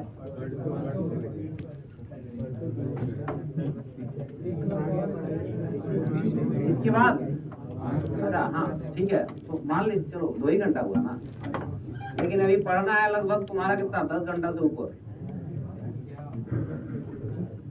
समझ गए? हाँ अभी पढ़ना है तुम्हें लगभग 10 घंटा से ऊपर है, और शेड्यूल के अकॉर्डिंग तुम्हारा अगले क्लास में तुम्हारा इलेक्ट्रोशन खत्म हो जाना है, तो अब सोचो कि कितना स्पीड हम कम करें। तो इसलिए तुमको स्पीड बढ़ाना पड़ेगा लिखने के, ये सबसे बोल रहे हैं भाई, फिर दोबारा मत बोलना स्पीड कम करने के लिए। लिखने में कोई कंप्रोमाइजेशन नहीं, ऑलवेज फेयर। चलो इधर ध्यान दो सब लोग, और बस बंद कर लो। पिछले क्लास में हमने इलेक्ट्रिक फील्ड हॉलो स्फीयर का देखा था। इलेक्ट्रिक फील्ड हॉलो स्फीयर का क्या होता है?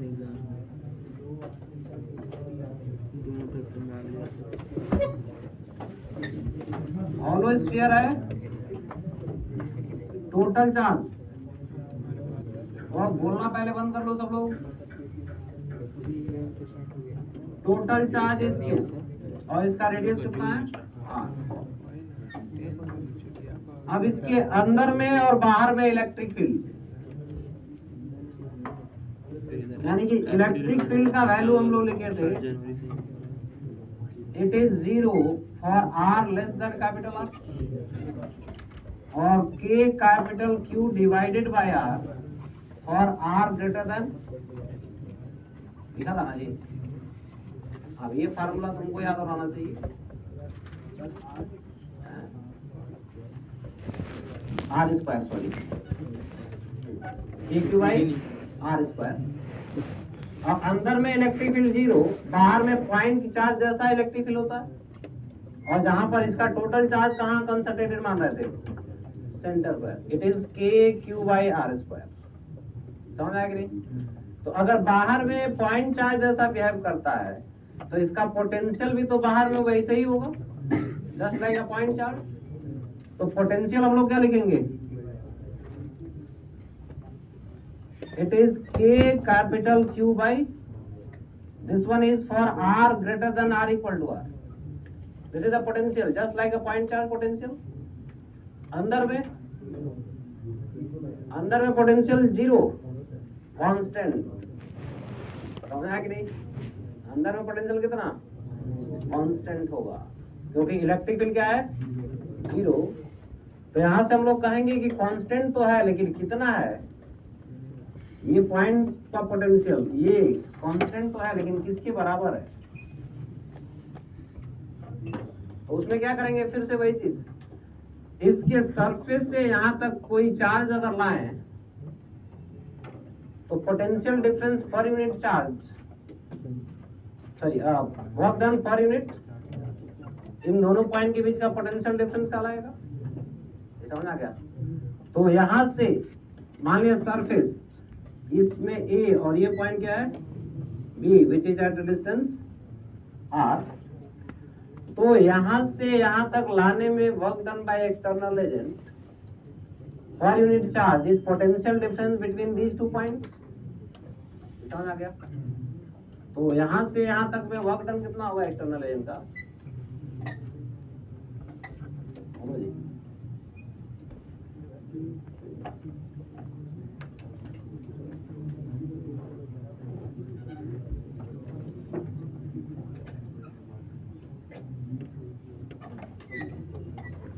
ये रिजल्ट अभी लिखेंगे हम लोग, बस इसको हमने बाहर वाले के तो डायरेक्ट लिख दिया, इसमें अंदर वाले के लिए क्या कर रहे हैं, this is VB minus VA equal to work done by external agent per unit charge.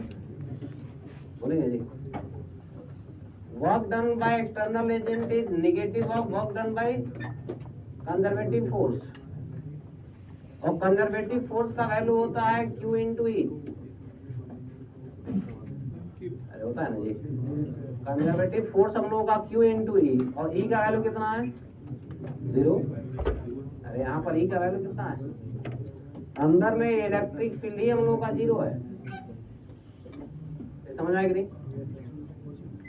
तो सरफेस से अंदर ले जा रहा है ना, सरफेस से कहाँ ले जा रहे हैं? अंदर ले जा रहे हैं, तो अंदर में तो फील्ड जीरो ही है।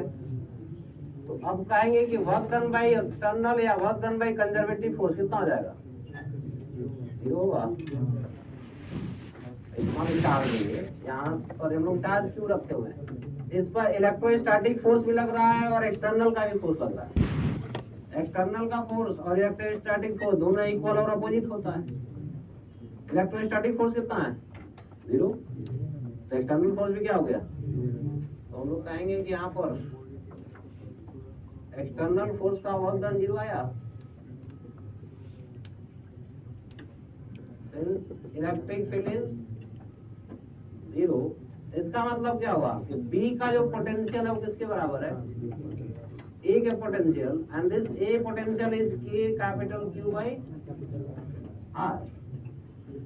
यानी कि अंदर में पोटेंशियल उतना ही है जितना सरफेस पर है, बाहर नहीं, सरफेस। इस पॉइंट का पोटेंशियल अलग है, ये लिखा हुआ है, लेकिन यहाँ का पोटेंशियल उतना ही है जितना सरफेस का पोटेंशियल होगा। तो K capital Q divided by capital R, and this is for all points less than R equal to,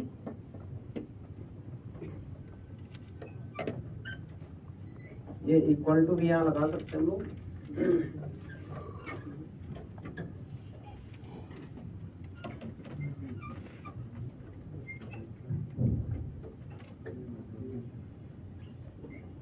देखो अब मैथ के हिसाब से ये दोनों में तो इक्वल टू नहीं रख सकते ना, समझ आएगी नहीं?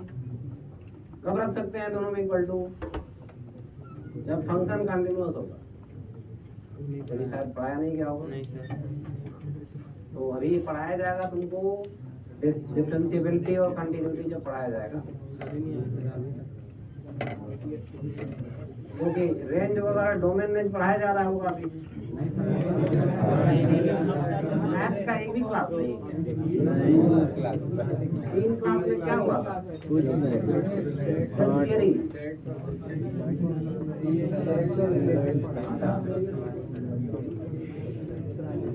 वही फंक्शन रिलेशन वगैरह, 1 1 और 2 वगैरह, वो भी नहीं हुआ।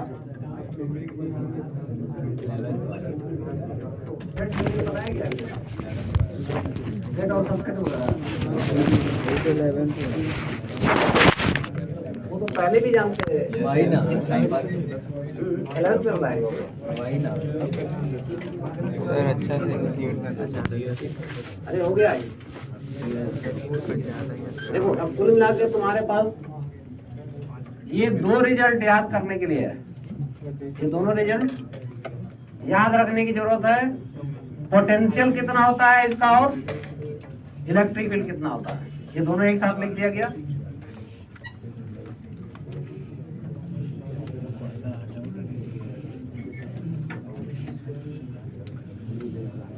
चलो ये सॉलिड स्फीयर का लिख लो इसी के साथ, ये लिख लिया सब लोग ना। Potential of solid sphere, potential of solid sphere. Next one,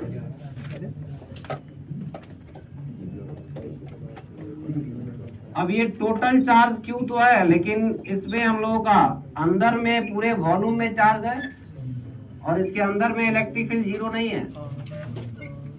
समझ आया कि नहीं? इसके अब पूरे वॉल्यूम में यूनिफॉर्मली चार्ज डिस्ट्रीब्यूटेड है।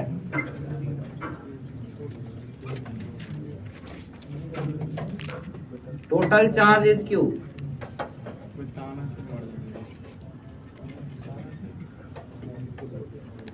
Total charge equal to Q और चार्ज डेंसिटी इज,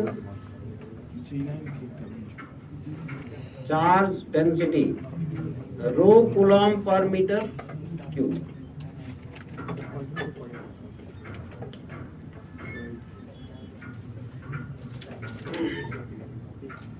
इसमें इलेक्ट्रिक फील्ड जो होता था वो क्या होता था?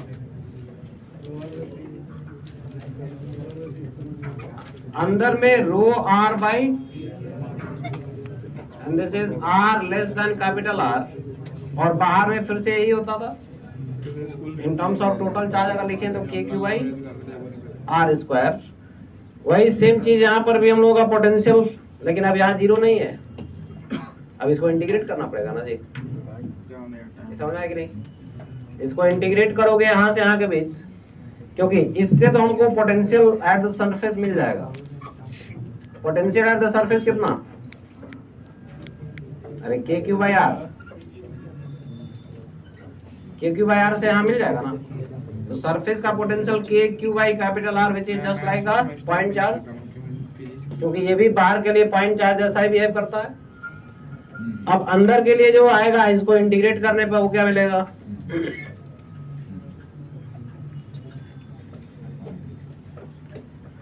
इसके इलेक्ट्रिक फील्ड को इंटीग्रेट करने से potential difference between two points मिलता है ना। तो हम लोग कहेंगे कि इसमें जस्ट सरफेस और ये हम लोग का पॉइंट, इनके बीच में जो इलेक्ट्रिक फील्ड है यही है, ए और बी के बीच इलेक्ट्रिक फील्ड तो यही होगा ना, क्योंकि यहाँ से यहाँ तक वही है। अब इसका हम इंटीग्रेशन करेंगे विथ रेस्पेक्ट टू आर, तब हमको इन दोनों पॉइंट के बीच का पोटेंशियल डिफरेंस मिलेगा। और इसको जब लिखोगे तो आएगा कितना, इसका रिजल्ट हम लिखेंगे, तुम इसका इंटीग्रेशन खुद घर जाके करोगे। ये आएगा 3k capital Q by 2r cube, 3r square minus small r square, and this is for r less than capital R।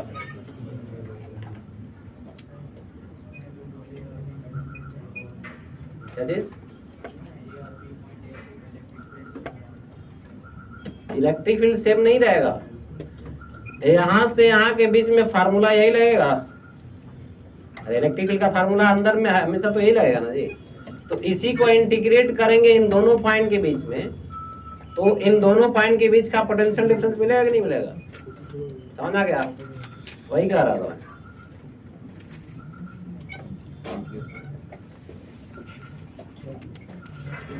जैसे हमको बी का पोटेंशियल चाहिए था, तो ध्यान सुनोगे, हाँ सिर्फ हिंट के तौर पे बता रहे हैं कि क्या करना क्या है।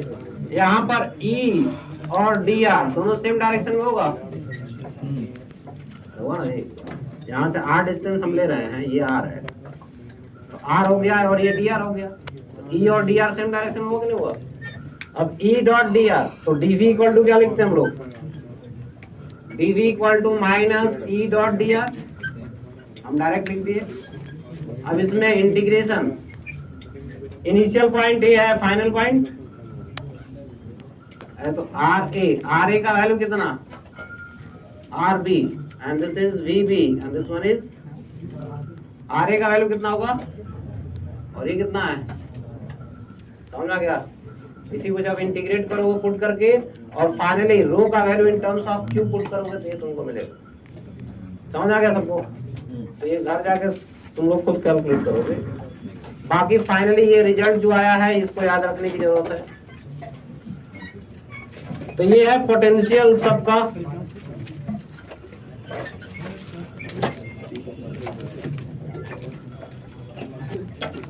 हो गया सब लोग का? टाइम कितना है? टाइम तो खत्म हो गया। बस दो फार्मूला और लिख लो इसमें, पोटेंशियल एनर्जी दोनों का, कल नहीं लिखा जाएगा, हॉलो स्फीयर और सॉलिड स्फीयर का potential energy of continuous charge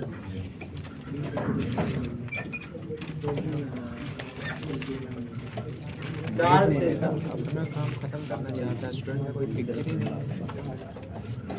अपना निपटा देना फॉर हॉलो स्फीयर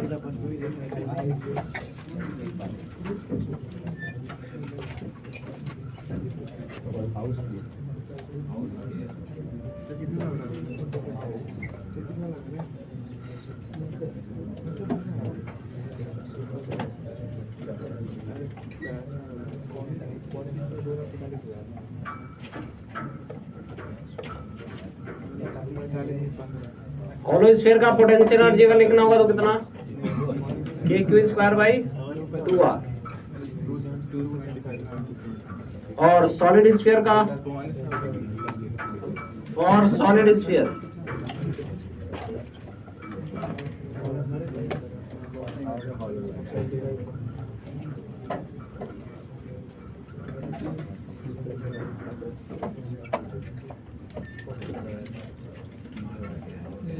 भाई सॉलिड स्फीयर में टोटल वॉल्यूम में चार्ज होगा ना जी, ये टोटल वॉल्यूम में चार्ज है, radius r and this total charge is q. Total charge is q, तो ये आता है 3/5 k capital Q square by, यानी कि ये 1/2 है, अरे फैक्टर जो दिख रहा है क्या है, 1/2 k Q square by r, और यहाँ पर 3/5 k Q स्क्वायर बाई. ये दो रिजल्ट याद रखना है, इसमें भी टोटल चार्ज Q था, इसका भी रेडियस कितना है r, और यहाँ पर भी रेडियस r है, लेकिन यहाँ टोटल वॉल्यूम में चार्ज है. ये potential energy of continuous charge system, जिसमें सबसे ज्यादा यूज में यही दोनों आएगा क्वेश्चंस के लिए.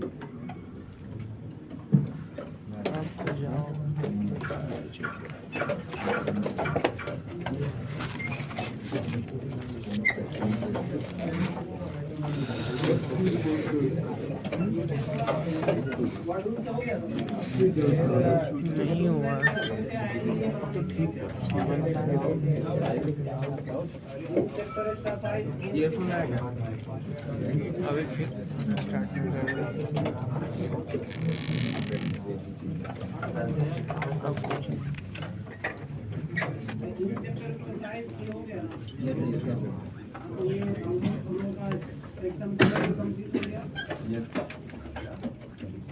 पचास कर दिया, वो उधर से मरवाते हुए आ जाएगा तुरंत केमिस्ट्री इसी फ्लोर